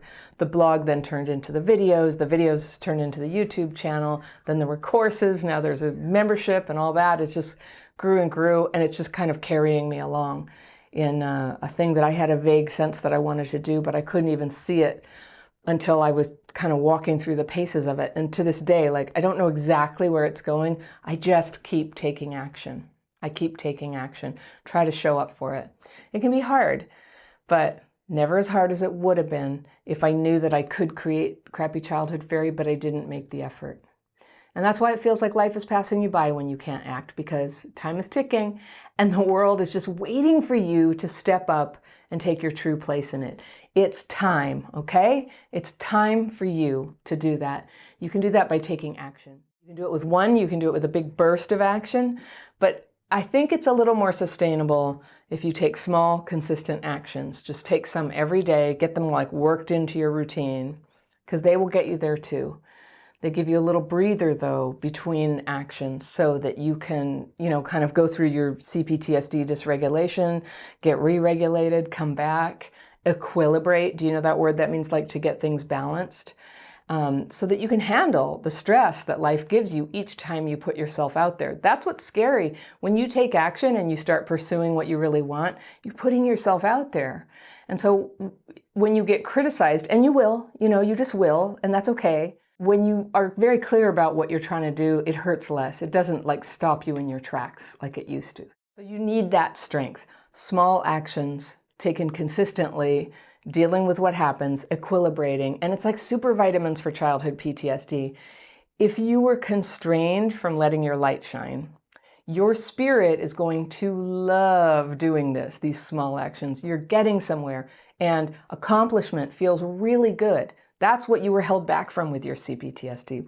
When you keep taking those small actions, does success always follow? No, not always. But what does follow is adventure, the adventure of your life. You're in the game, all right? You're in the soup, as my mom used to say. You may or may not reach the goal. You may not even want the goal by the time you get there, but the act of taking those steps will increase your aliveness and open you up to life in all kinds of ways that you didn't even expect, all right? You're open for business. Your strength is action. Everybody does things sometimes that they know create problems and that get in the way of the good things they're trying to do in their lives. And I call these self-defeating behaviors. Things like losing your temper at work, or flaking out on people who count on you, or overeating, or staying in a bad relationship that's grinding you down. They're just a few examples of self-defeating behaviors. Now, if you never did these things, your life would be better, but the reason you do them anyway is usually because of an emotion. I talk about this in my Healing Childhood PTSD course, how there's a trigger, an outside event, that sets off a very strong emotion, and the emotion unleashes the behavior that you don't want to do. So trigger, emotion, self-defeating behavior. Now, triggers are going to happen. A lot of people try to make triggers go away, but the triggers are caused by, the world. It's other people. It could be a loud noise. It could be that someone criticized you or rejected you or ignored you. It could be that you felt embarrassed about something. Anything could be a trigger, but the trouble is, you can't really control whether triggers happen. They happen. They're outside of you. If you only focus on triggers at the beginning of the sequence that leads to your own self-defeating behaviors down the line, you're just running around spending all your time trying to make other people comply with what you want. So, that's where you get people who are like, don't talk about that around me. Don't ever be late with me. You can't really control other people like this. You can ask. We talk about this. You can ask people, but you can't really make the world stop triggering you. If you have triggers, it's going to happen. If you try to control people, they'll push you away, and then your triggers get worse, right? So it's not a good way to control your own behaviors, is trying to control other people and whether they trigger you. Instead, you'll have a much better time focusing on your emotional response to triggers. If you recognize when you're going into one of the emotions that I call the big three, the ones that put you on a slippery slope towards self-defeating behaviors, then you buy yourself some time to actually prevent the behavior that tends to follow. Or you can minimize it at least. Maybe it's smaller. Maybe it's less often. So you focus on the big three emotions. All right, so what are the big three? They are feeling overwhelmed, feeling lonely, and feeling fearful. Now, everyone feels these feelings sometimes, but if you've done something you regret, chances are you were feeling overwhelmed, lonely, or fearful. Now, you're probably wondering about anger. And yes, it's definitely there, but I see it as a secondary emotion that rides in on the other core emotions of feeling overwhelmed or alone or scared. And I'll talk about that in a minute. So strong negative emotions are initiated by a trigger, and they result in a behavior. Something happens, the feeling floods you, and you feel, maybe numb, like you flew out of your body, or you feel a big rush of adrenaline and your heart's pounding, or you get hit with a sudden rush of emotion. And this can be scary because on some level you're about to self-sabotage, but it's really hard to do anything about it at that point because the strength of the emotion and the need to express it just feel like too big to stop. Have you ever had that happen? There's a trigger and a huge negative emotion wells up, and then you say or do something that hurts your relationships. This is a terrible cycle, very simple really, that allows past trauma to turn into ongoing struggles in your life. Trigger, emotion, behavior, trigger, emotion, behavior. Let's go back to those three troublesome emotions: feeling overwhelmed, feeling alone, and feeling fearful, all right? So everybody has them. In non-traumatized people, the feelings go up and then they gradually come back down. So the feelings can be processed, and if there's some action that needs to be taken, they can take time to figure out what that's going to be. They calm down, then they can take sensible action. All right. But with childhood PTSD, these feelings of fear and loneliness and overwhelm can just go through the roof, and they keep rising. Have you had that happen? And this is part of what's called emotional dysregulation. If you have this, it's not your fault. But the problems it causes are now yours to deal with. So emotional dysregulation can be like drowning, like having the air sucked out of you. And it can lead to those secondary emotional reactions like rage and panic. And it can be hard to bring the emotions back to an acceptable size, a size that doesn't terrify people around you and cause you to get fired, right? That extra strong factor in your emotions is because your nervous system is having a stress response. And with CPTSD, you might call it like a overreactive stress response, a dysregulated response to stress. So if you take a brain scan of someone who's calm and mentally regulated, you'll see lines flowing together in, kind of a parallel fashion from different parts of the brain. But when you're triggered and your brain becomes dysregulated, those lines, they start going in a zaggy pattern. And similarly, the variability of your heart rate, which goes like this, it goes out of sync with your breathing, which normally rises and falls with your heart rate. But they go out of sync. And that's what it feels like when you're panicky, getting discombobulated. You overreact to something stressful and can't seem to get a grip on the reaction. Your mind is all over the place. Your emotions go higher and higher till they feel unbearable. And this is when very bad things can happen. Because you might feel this sense that things are dire. That's what your nervous system is telling you. Well, now, it has to happen now. It's urgent. You have to yell. You have to feel like you're doing something about the problem, or else you're going to explode. Or you have to beg the person who's leaving you, please don't leave, because it feels like you will die. Trauma is coloring your perception here, isn't it? When you're feeling this overwhelmed and this terrified or this alone, your negative impulses kick in to temporarily feel like a fix. So there are 3 negative impulses that set off self-defeating behavior, and they connect roughly to the negative emotions that we just talked about that get triggered in childhood PTSD. So overwhelm will tend to go into the urge to escape. And aloneness becomes an impulse to cling, to hold on. And fearfulness becomes an impulse to control. So escape, cling, control. And if you're like most people, you probably have one of these. That's your dominant impulse when you're under stress, but most of us have all 3 in some measure: escape, cling, control. And this is tough because the behaviors that get triggered by these impulses are where 80% of the damage from childhood PTSD take place. It's not all from what happened to us in the past. It's not from the triggers or the feeling we're experiencing per se, but it's from our behavior right now in response to that and the impulses that drive us into that behavior. And this is not easy to face. I know that. It feels safer sometimes to focus on what happened, what other people did, how sick they were. And compared to facing our own self-defeating behaviors, talking about other people and the past and feelings, that's kind of like a comfort zone. It's out here. But your own actions is where it totally matters now. What will you do to either hurt your life or change your life for the better? And a lot of people with childhood PTSD instinctively know this is the big question, but we lack insight about, what exactly is the problem? And for you to develop good discernment about that, what's the problem, what needs to happen to change it, you will need a safe way to look at what even is a self-defeating behavior, okay? So no pressure to change anything right this second as you watch this video, but I'm going to share with you my list of common self-defeating behaviors. There are, plenty. You don't have to take notes on this. I will give you a link at the end of this video for a PDF that you can download and use at your own pace and take notes on, and see how you're doing with your self-defeating behaviors. So here are some common self-defeating behaviors for people with childhood PTSD. Number 1 is black and white thinking. Traumatized people are often attracted to extreme views and groups and authority figures.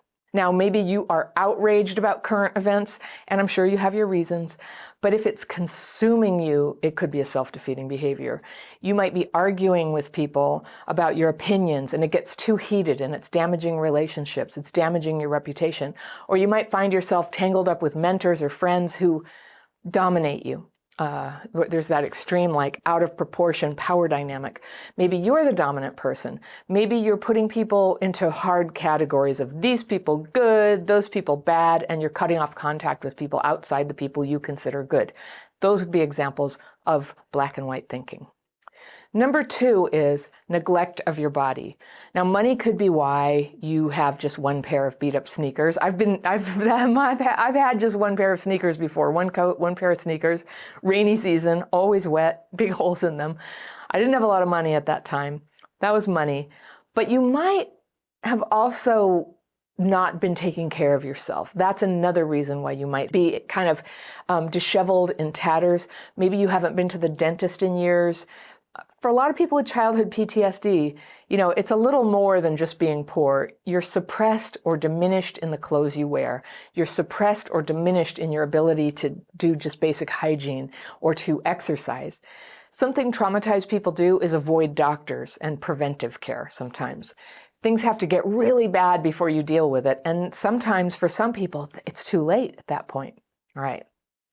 Number 3 self-defeating behavior is addictive use of food. And this includes everything from carrying a lot of extra weight to eating disorders to, having a love affair with sweets and high carbohydrate foods that make you feel exhausted because you ate them. These foods can feel really calming for a moment when you're dysregulated, but in the long run, they make you more dysregulated.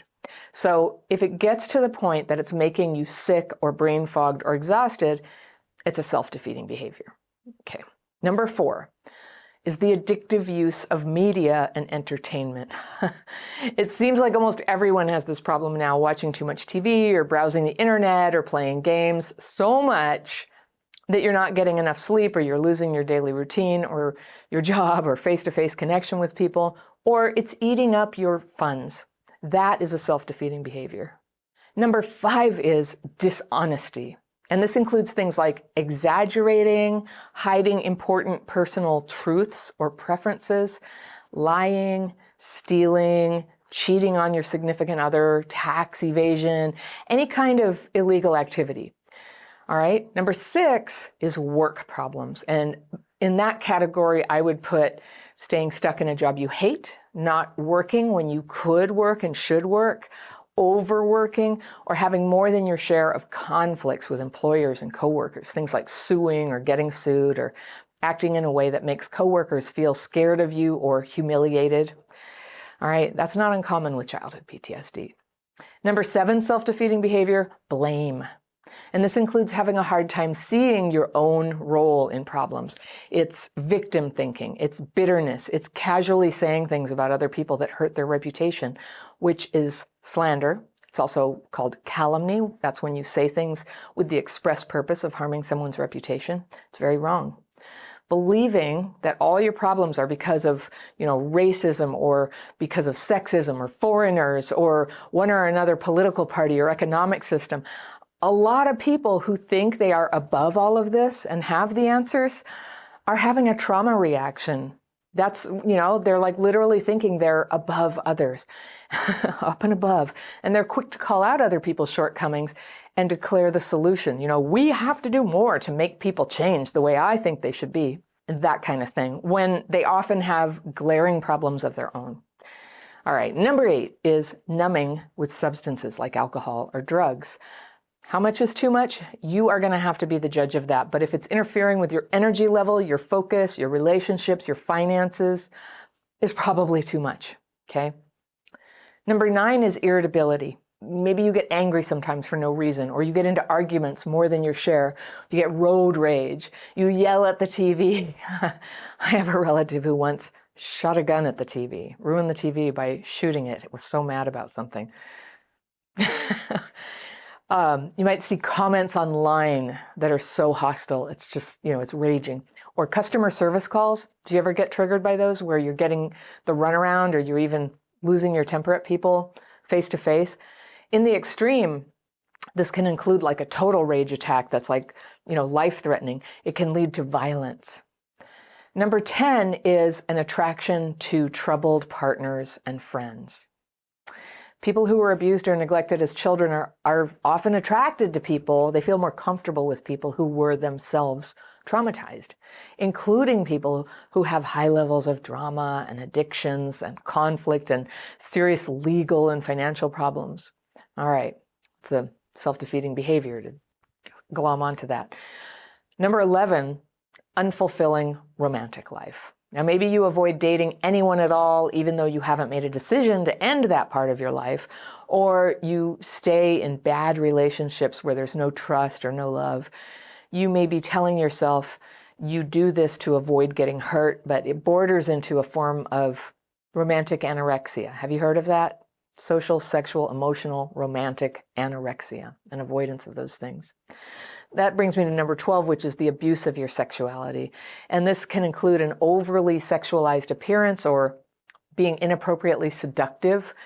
As a result of your upbringing, you may even have a distorted sense of the messages that you're sending with your behavior and poorly developed boundaries. That is so common. Maybe you have affairs that would badly hurt other people if they knew, or you generally feel humiliated by how you're treated, and you keep seeking out that person anyway, as if you can set it right somehow, if you could make contact or get them to hear you, or you feel ashamed of your own behavior and you can't stop it. That's a self-defeating behavior. Number 13 is fantasy. And I know, that fantasy is considered like a positive thing, but it can also be a self-defeating behavior. And that includes romantic obsession, including limerence. That's obsessing on someone who can't be with you or, who's rejected you or maybe isn't even in your life. But it's gotten to the point that you're not living your life or connecting with people because you're very attached to this idea of somebody else, maybe searching online, for possible signs that they feel the same way about you. Fantasy can also be about money and career success, where the fantasy is so consuming that it takes the place of any actual work or action steps that would help you get where you want to be. And in the extreme, it can go so far as stalking or delusional thinking. Number 14 is avoidance. And this symptom is so common among people who were traumatized as kids. It can be overt when a person avoids connecting with people, or accepting responsibility or participating in groups. But it can also take the form of covert avoidance. I made that word up, and it's for when a person appears to be, that you might be married, you might go to a job and hang out with everybody, you go to parties, but you never really connect with people. And there's like a big gap in terms of accountability and commitment to them. So that's covert avoidance. And then this is kind of where avoidance takes the form of social, sexual, and emotional anorexia. All right, debting. While financial hardship can fall on anyone and can and has, and financial stability isn't always guaranteed, debt can become a self-defeating behavior when you're living beyond your means to pay for a place to live and transportation and clothes and recreation. Trauma can interfere with your ability to consistently earn a living or to accurately gauge, like, how big a threat is it if I spend down the available money I have this month? Like literally there are brain changes for people who are traumatized that make it hard to assess the risk that brings on. So you get this gambling-like behavior. And in some of its worst forms, debting can turn into a gambling addiction or an unsustainable get-rich-quick mentality, and it can lead to foreclosure and bankruptcy and ultimately homelessness. Number 16 is a habit of repeating traumatic patterns, and clinicians call this repetition compulsion, where you find yourself in a relationship with a partner or some friends who have similar dysfunctional behaviors to your parents. Now, I don't believe this is done intentionally. I don't think you're trying to recreate your childhood, but people with CPTSD can develop a blind spot around red flags and others that, when I've done it, I've sort of experienced it as sort of like going blank and then marching right into the problem. It's not like a decision to have that problem. It's not conscious. And you cannot deny that we so often end up with people with problems that match the problems of our parents. So even when the signs are there, that someone you've allowed into your life is creating trouble, you may have a hard time setting up a boundary. And you'll experience this as a feeling of disappointment and surprise that, oh my gosh, once again, you're with someone who's sick and unavailable or dangerous or what have you, whatever your pattern is. And it can make you vulnerable to emotional hurt and physical and financial and social harm, right? You don't want troubled people in your life like that. You're trying to go somewhere good. So people who hurt you, you can consider them always a setback to your healing. Okay, so these are the main self-defeating behaviors. If you're ready to change, it helps to get acquainted with the list, identify maybe one problem you'd like to work on. Don't try to do a million things at once. Maybe don't even try to do 2 things at once, just one, and then find support to take positive actions toward changing it. Fight, flight, freeze, or fawn. Which of the 4 trauma reactions are you likely to go into when you go into a high-stress social situation where people start to have disagreements with you? All right? Maybe you favor one type, like fighting. That's kind of my MO. Or maybe you tend to go into like falling silent, into freezing, or you try to be really nice, fawning, or you just leave the party altogether. So one of the skills that's so handy for people who have childhood PTSD is to learn how to hang in there when you're having a disagreement with somebody. Disagreements are going to happen. Now, these days, disagreements can get very extreme. They can get toxic, and I'm not advocating that you hang in there and just let yourself be abused by anybody. But to be able to have a disagreement with somebody is actually an opportunity to have a friendship and to learn something and to become more tolerant of variation in people. And so I'm taping this as we're entering into the holiday season. A lot of people are going to be visiting their families or choosing not to visit their families, but hanging out with friends. And if you grew up in a house where there was a lot of discord, you might have a fear of conflict that's so great that it tends to really dysregulate you and trigger your CPTSD symptoms when you get around disagreement. That can really limit your freedom and your ability to enjoy yourself during the holidays, or to have a job you like, or to have friends who are actually fun. So I wanted to share with you some notes that I took long, long ago from a book that I read when I was 16 years old, when I was trying to figure out how to do people because I wasn't very good at it. And this is the book, How to Win Friends and Influence People by Dale Carnegie. I know some of you are laughing. I remember when I saw the title, I just thought I was so embarrassed, and I read the book secretly. I put like paper over the cover, and I didn't want my parents to know I was reading it. It was, I thought there was something foolish about trying to be better at having social skills, but there's nothing foolish about that at all. This book was written in 1936. It's still a perennial bestseller. It's incredibly helpful. If you read it, of course you're going to hear dated stuff and weird stereotypes, but there's kernels of wisdom in here that tell you how to just sort of cut through problems and deal with life. And one of the big things here is disagreement. So apparently I took very careful notes on this section of the book. And I wanted to share with you because I think these are still good notes, and these are still instructions I want to give myself. All right, so how to stop a disagreement from turning into an argument. 1, welcome the disagreement. Be thankful to have this brought to your attention. So that's a big step up, right? From just running away from disagreement because it's so triggering. And that is what happens to so many of us with childhood PTSD, is just being around people, let alone when there's some kind of disagreement or argument. It's so triggering that it's just not even worth it. And we end up isolating. So getting out there and hanging out and going to the wedding, or going to have coffee with a friend, or, spending Thanksgiving with some relatives, all of that is good progress towards you reconnecting and learning to calm your triggers. And as you know, I have a whole bunch of courses that will help you do that. I'm also going to follow up with a video here. At the end of this video, I will point you to another video. I always do that over here. I'll point you to a new video that is about how to do like ninja boundaries with tough home situations. So that will be here. But this video is about just how to handle disagreement in an elegant way. All right, so 1, welcome the disagreement. 2, distrust your first impression. Usually, first reaction is defensive, I wrote. Keep calm. Isn't that true? The first reaction when somebody's disagreeing is to go, no, that's not true. No, I didn't say that. No, because it's so threatening. A conflict for a person, especially who has CPTSD symptoms lurking under the surface, a conflict is so threatening, you kind of want to just like fight it, put a wall up and keep it out. Keep calm. Now, keeping calm is easier said than done for people with CPTSD, right? But it's a perfectly good direction to aim yourself in. Number 3, control your temper. If I actually get into an argument with somebody where I lose my temper, it's going to cost me at least 3 days of being able to focus and do good work. The dysregulation is so intense. I might feel okay afterwards, or I'll feel kind of numb after an argument. And then a whole bunch of emotions will come and a whole bunch of remorse. And then I'll wake up and go, I think I'm better now. And I just find like, I can't read more than a paragraph. I'm reading it over and over again. I'm sitting down to write something and I'm just procrastinating. And I'm just losing everything good that I want to do. When I'm sitting with people, I can't be present.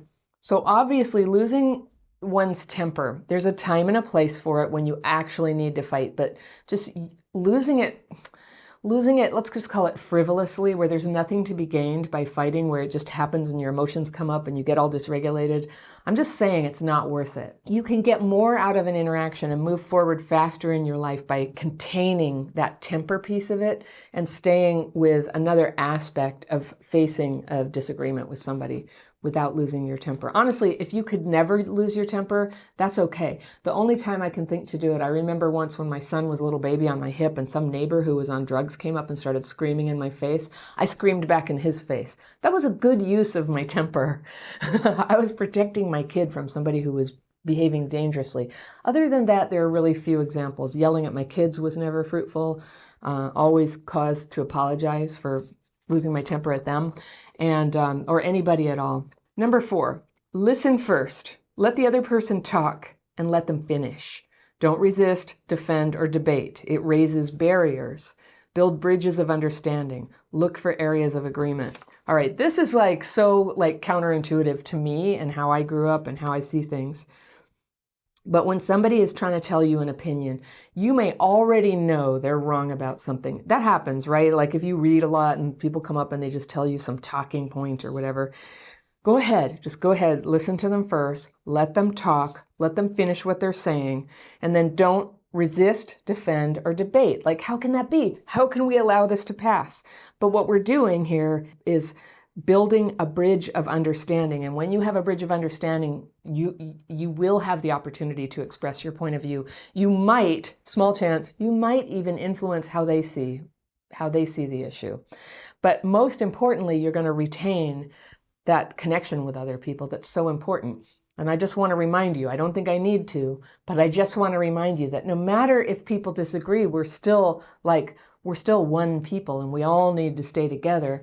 And those of us who are disconnected from other people suffer terribly, especially those of us with trauma. It injures our ability to connect with other people. It gives us a vulnerability that makes conflict something that we either avoid by running away, or we turn into a fake person, or we start yelling and ruin the relationship. None of that serves us. It doesn't serve anybody and it doesn't serve us. All right. Number 5, be honest. Where you've been wrong, say so. That's just good advice. I learned this when I used to hang out with people who go to AA.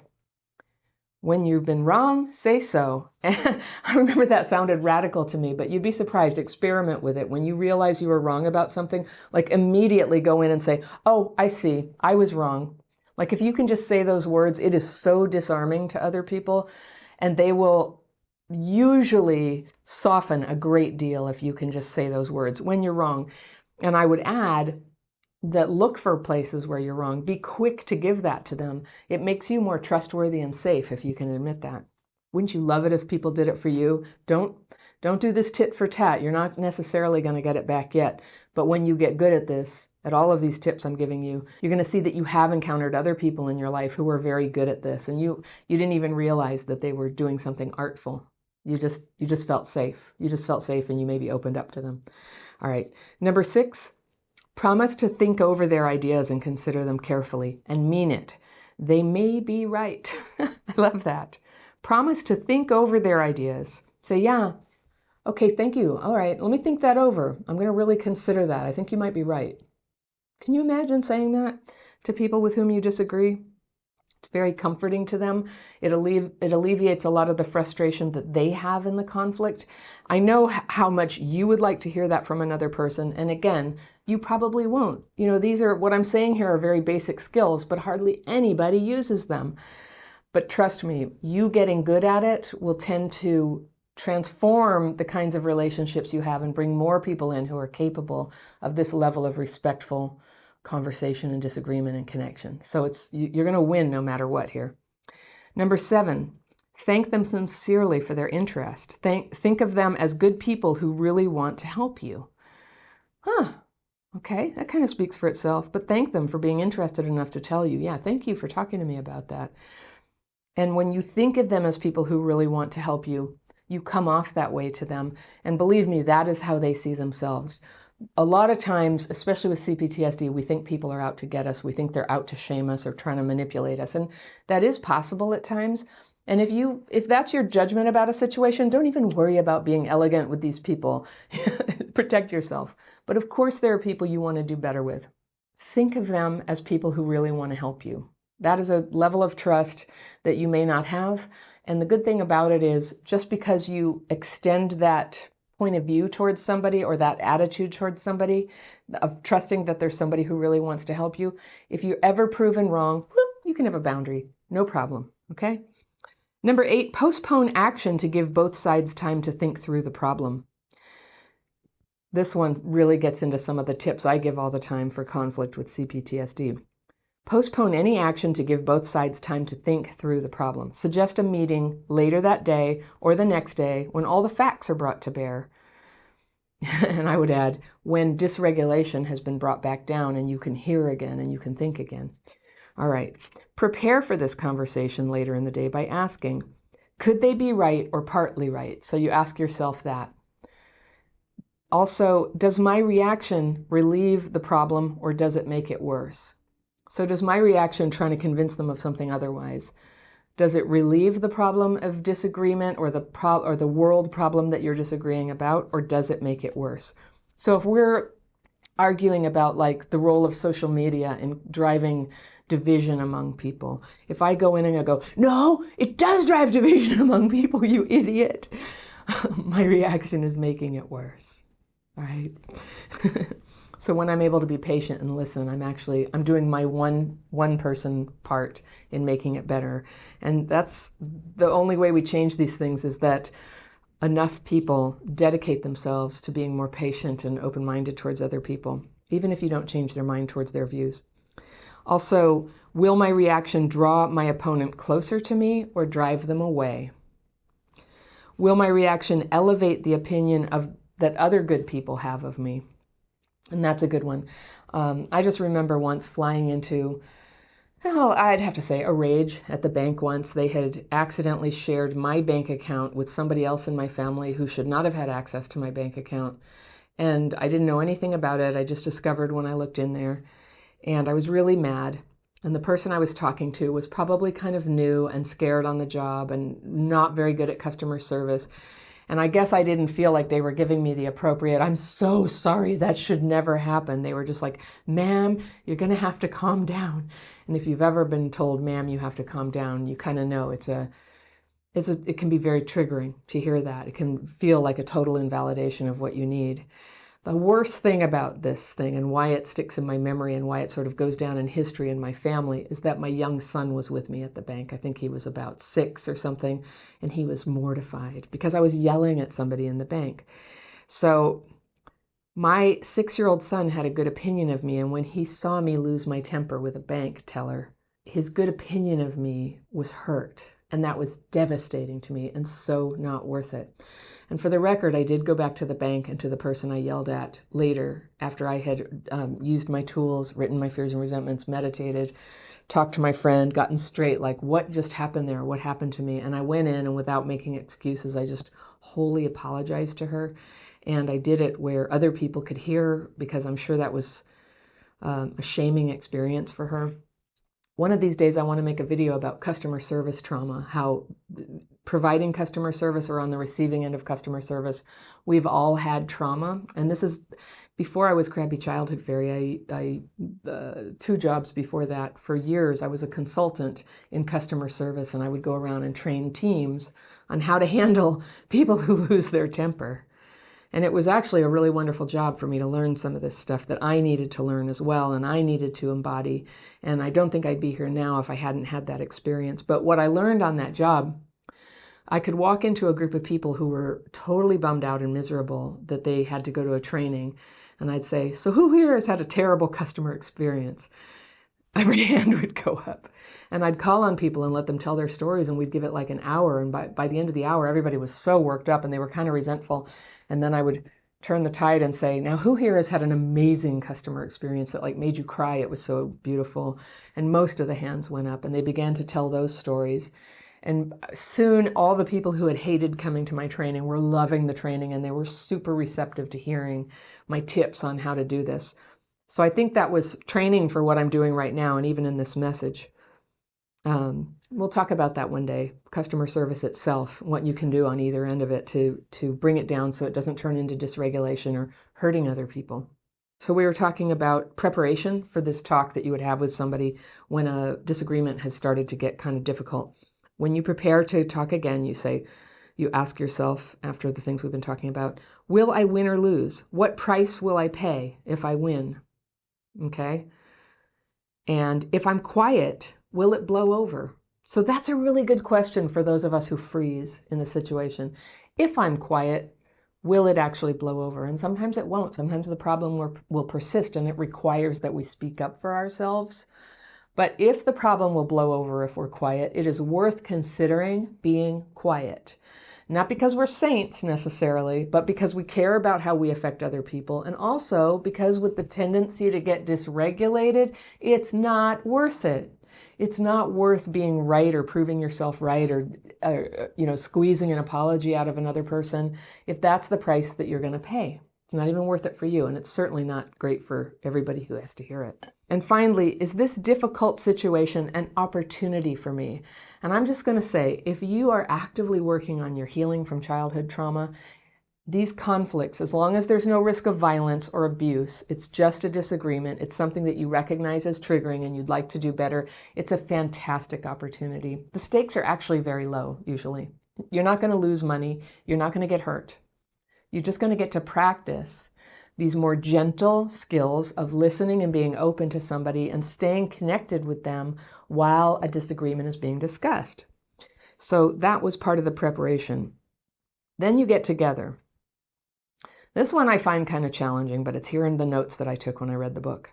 When one person yells, the other person should listen. Okay, when I think about that, yes, they should listen. Because the alternative is to yell back, is to like freeze or yell back. So listen. What I anticipate is for a lot of people, listening to a yelling person is going to activate so much old trauma, it feels undoable. And I'm just going to say, use your judgment about that. All right, my 10th thing was, best way to get the best of an argument is to avoid it. That's how you win an argument. Don't even have an argument. Don't argue. And over my lifetime, I would just say I've come to really understand the wisdom of that. There's so many better ways to work out peace and negotiate what's needed between people than arguing. The next one is, never try to make the other person wrong with a word or a look. Oh, I'm so sensitive to that. Just this morning, I said to my husband, I said, do you think you could yield a little bit about having the whole oven on Thanksgiving for this one thing you're making and causing other people to have to cook at another house? And he looked at me and he went, I can't do it. I can't make my eyebrows do different things. But he made me wrong with a look, like, how could I ask him for that? And you know what happened? I got defensive. I started wanting to make him wrong. And we did get that one worked out. It was so funny because right after we had that discussion, I saw this. It came up. It came into my face. It was like the best thing. So right away I sat down and I made this video. But don't try to make the other person wrong with a word or a look, like, okay, or, all right, that's how we do it. You know how it feels when it's done to you. If you're going to try to prove anything, do it subtly. Okay. I take that to mean don't get in there and go, first of all, you're wrong because you're an idiot. Second of all, don't you know that on this date they did this and the amount of money was this and blah, blah, blah. Nobody wants to hear it. So you do it subtly. You do it subtly. The second to the last point that I wrote down for myself here is teach as if they taught themselves. And that one has taken me years to really grasp. But when you tell people, when you tell them how to think about something, it has about this much impact. When you have an open discussion where they come to a conclusion themselves about how to do it, and very hopefully you will have agreement about what that is, right? Then they internalize it, they're open to it, they do their best at it. It's just a better way than just forcing on people what to do. The last point I wrote here was suggest you might be wrong and say, I frequently am. This will never get you into trouble. So first of all, who among us is not frequently wrong? We are all frequently wrong, and it's good to admit it even when you know you're right. Say, well, I could be wrong. I often am. And that is a way that you create an opening and a humility that helps people bring their wall down and stay connected with you and keep talking to you about their point of view, and you still have the chance to learn. If you grew up neglected, hurt by your parents, not heard, not seen, chances are good that when you're under stress, you get emotionally dysregulated. Now, this means your nervous system reacts to stressors with extra strong emotions. When most people would be hurt, you're devastated. When you fall in love, it feels enormous. And getting angry, unfortunately, for the people who love you can turn into rage. Emotional dysregulation is not exclusive to childhood PTSD, but it's a very common and very destructive symptom. And perhaps more than any other trauma symptom, it ruins relationships and kills dreams. But the good news is that healing is possible. My letter today is from a woman I'll call Penny, and she writes, Hi, Anna. I grew up in an extremely invalidating, abusive, and neglectful household. I've got a pencil. I'm going to circle things I want to come back to, but let's read through Penny's letter and see what's going on. She says, my parents were alcoholics, divorced 13 years ago, and I suspect my father is a narcissist, and my mother is the definition of a histrionic personality. Every day was full of fighting and threats, and my sister and I often took care of my mother. There were times when we had to force her to eat, help her get dressed, etc., and there were even times we had to hide from my father, staying in hotels and friends' houses and not going to school due to threats.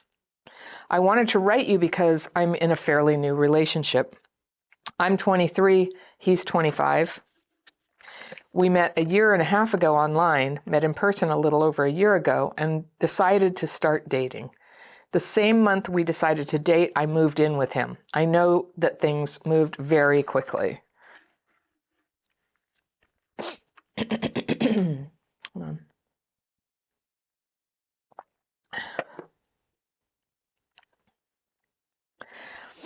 I have a history of intensely abusive relationships, and this is the first relationship I've been in that I can say is safe and mostly healthy.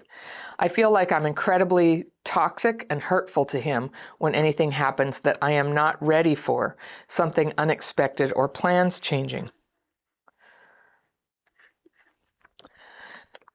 I feel neglected or abandoned or invalidated even if my logical mind knows that it's nothing to start a fight over.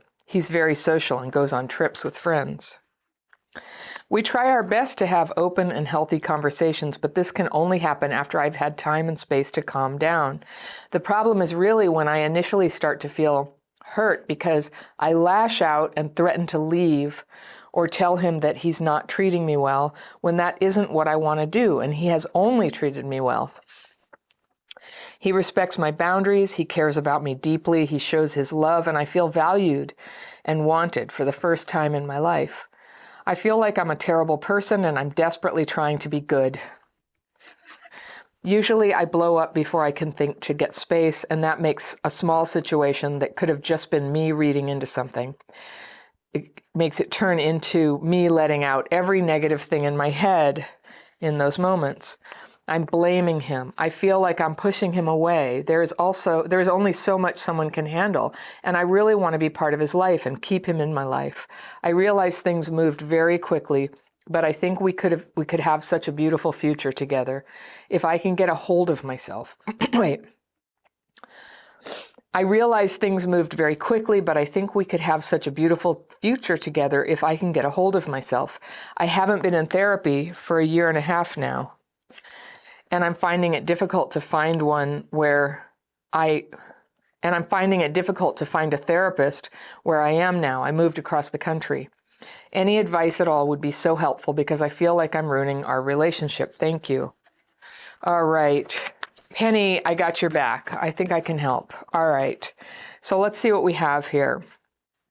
You grew up in an invalidating, abusive, and neglectful household. Parents alcoholic. Your dad narcissist. Mom definition of histrionic. So that's super emotional. So it sounds like a really hard, horrible situation for a kid. Fighting, threats, had to hide, take care of your mom, over-parentified. Yeah, that'll do it. That'll do it. And so I can just totally understand why you have emotional dysregulation. That is what's going on here, what you're describing. Like you've been able to form a relationship that feels good. He feels like a really good, suitable guy for you. And your emotional dysregulation it just irrationally gets triggered. And for the period of time that you're emotionally dysregulated, the feelings are flying out of your head. I've been there. It's horrible. I know. And I promise you, there is a way to heal this. All right. So it's a new relationship, 23, you're 23, he's 25, met 1.5 years ago online, then met in person a little over 1 year ago and decided to start dating. And that same month you moved in. And I think you said you moved across the country. So if I'm putting this together right, when you decided to start dating him, you not only moved in with him, but you moved across the country. And, I totally get how maybe this is going to work out anyway. It can, but that is such a CPTSD move. It's like somebody feels like a great fit and you want to spend more time with them. And if it's cross country that you're long distance dating, it's pretty hard to, go on a second, third, fourth, fifth date. So I see the logic in it, but also I just want to point out, this puts you under a terrible amount of pressure. For a person who has emotional dysregulation, living together is hard.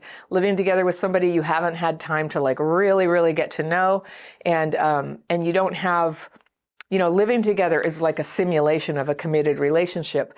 There might be monogamy that's committed until one of you changes your mind, but I'm just saying living together is it's a strain, and I think it's not for the faint of heart when you don't know somebody, because the pressure is on. You can't get away from that person. A lot of what a person who gets emotionally dysregulated needs, emotionally or neurologically, is they need their own space. They need to pull away. So I like that he goes on trips with friends, that he has his own life. That sounds really healthy. That sounds appropriate.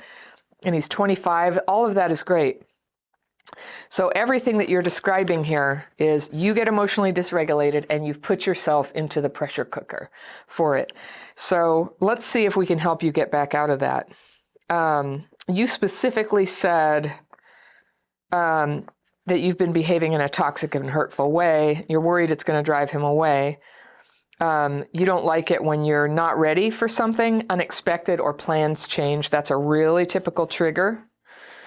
And you feel neglected or abandoned or invalidated. Also, very normal trigger for a person who went through what you went through. So a trigger, people say trigger like it just means something that you don't like, but with complex PTSD, it's something that triggers dysregulation. It changes your nervous system, a stimulus. And so it's really normal that when something has a characteristic that you had to cope with as a kid, way over what you were capable of dealing with, that it's still as active, like a third rail, just. So that feeling abandoned, feeling like things are changing.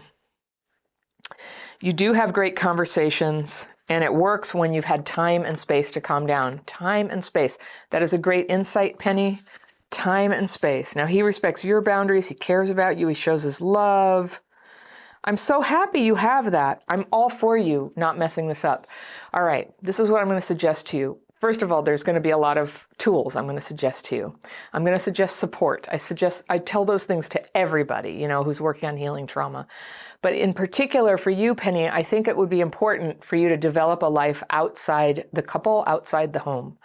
And if that's not right now living somewhere else, I just really encourage you to find a way to spend time somewhere else.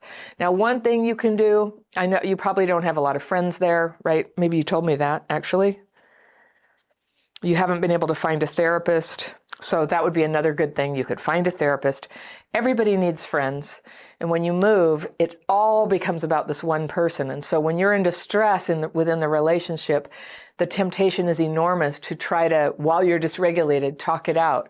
But see, when we're talking dysregulated, we're seeing things in a loopy way. We're seeing like, you made me feel like this. You need to fix it. I still feel terrible. I need you to fix it. And that's a terrible and unreasonable demand to put on somebody when we are emotionally dysregulated. They can't actually fix that. There's pretty much nothing they could say. And I know it's better, like, if you're not arguing, it's better. If they're being loving, it's better. But if you have that trauma wound in you, it's going to find its way out no matter how good the relationship is, no matter how much he's careful not to set you off. In fact, you don't want him to have to be careful. You want to learn to calm your triggers. And never fear, like, you can make tremendous progress very quickly if you prioritize this. So the first thing is the tools.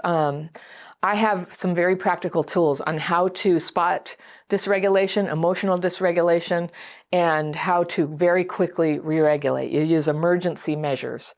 And some of those have to do with like stomping your feet, separating, taking a time out, using physical exercises that cross over the midline of the body. And I'll put a free download at the end of this video that you can access. Anybody watching this can access if you want to see what these are. It's just a series of emergency measures that you can do to re-regulate. But another thing you can do is I teach my daily practice. And this is for all the fearful and resentful thoughts. So if you think about like emotional distress, anything that's negative, we lump it into two just very general buckets, fear and resentment. And I know there's a lot of nuance and shades of color of the emotions in between there, but for this exercise, there's no need to do it. So I teach this exercise for how to release these feelings and then give your brain a rest and recover and come back to center again. And I do this twice a day. I depend on it. It's the whole thing that changed my life. And I'll be sure to put a link to that at the end too. It's always down in the description section. The third thing that you need is support. So that's what I'm saying is, not only do you need to get your life out of the house, but you need the support of people who are walking a path with you, who have a similar approach or mindset about what the problem is and what they're trying to do to heal. And the reason I say that is, if you're struggling with emotional dysregulation and you talk to somebody who's not in any kind of healing for that, and you go, I'm so freaked out, like he didn't understand, he made these plans and I felt so abandoned. A person like a civilian, they're going to go, oh my God, he abandoned you? That sounds like a terrible guy, you should leave. And they don't understand, and their advice doesn't connect with what we're going through because they don't have that common knowledge about what you're talking about.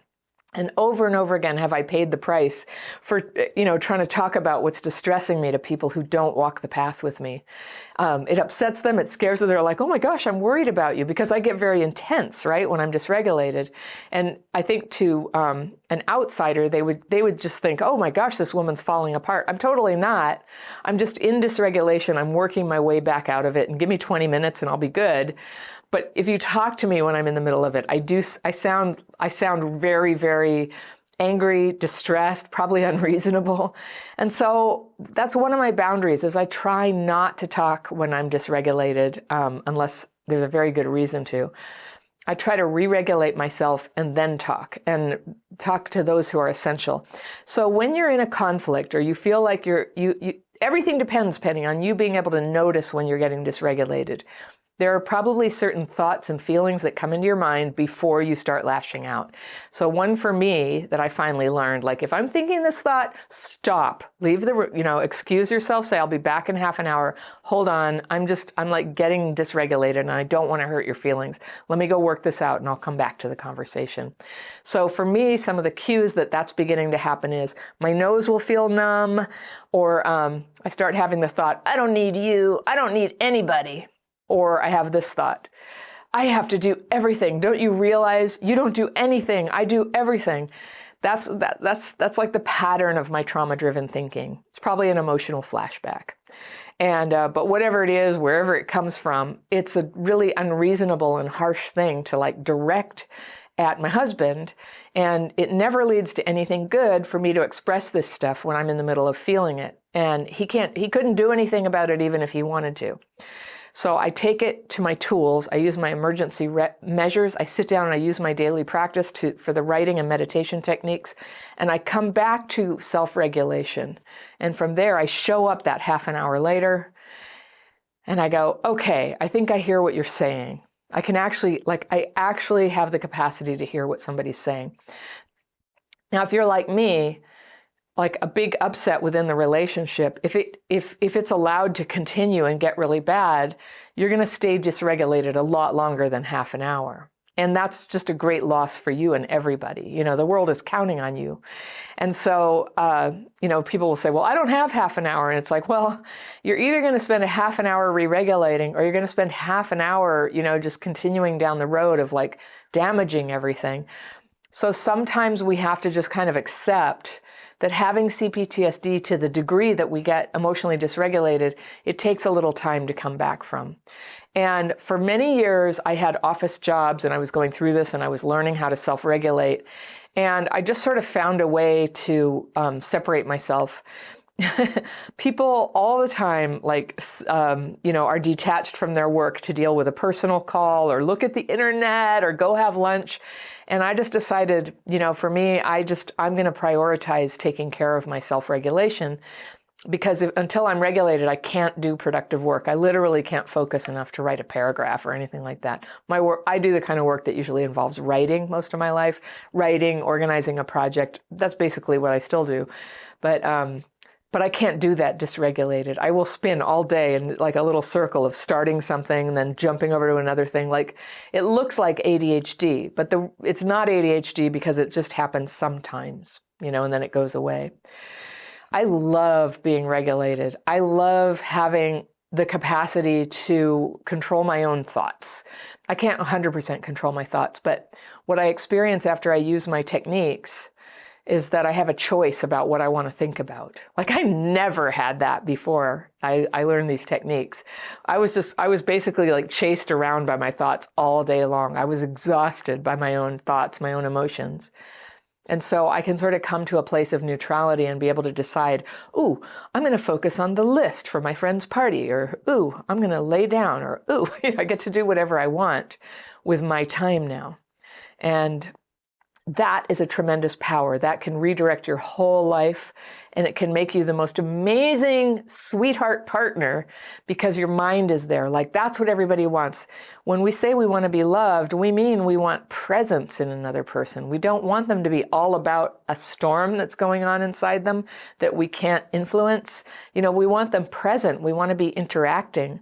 We want to tell them how our day went. We want to hear how their day went. And of course, every relationship is going to have hard days, arguments. That's all normal, but not to the point that a person gets emotionally abusive. And that's basically what happens with CPTSD when it's untreated.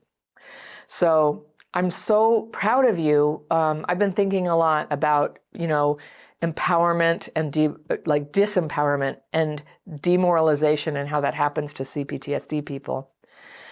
But that little desire, that desire to be better is such a beautiful part of ourselves. It's the sacred thing. It's why you can heal. Because it shows that desire, that knowledge of what is good is intact inside you. And you need some techniques and some habits to start sort of redirecting yourself when your nervous system starts basically just like putting off fireworks. Because that's what nervous systems who have been through trauma do. You can retrain it. It takes practice. It takes courage. It takes being honest with yourself as you have been. I'm so proud of you. I don't know about you, but people who are very early or haven't really started healing yet, they would experience this whole thing like, he does this to me. Why does he do this to me? But you're just going, wow, I'm getting really dysregulated. And that's how you now have the capacity to change the problem right in your hands by seeing that. I'm really proud of you.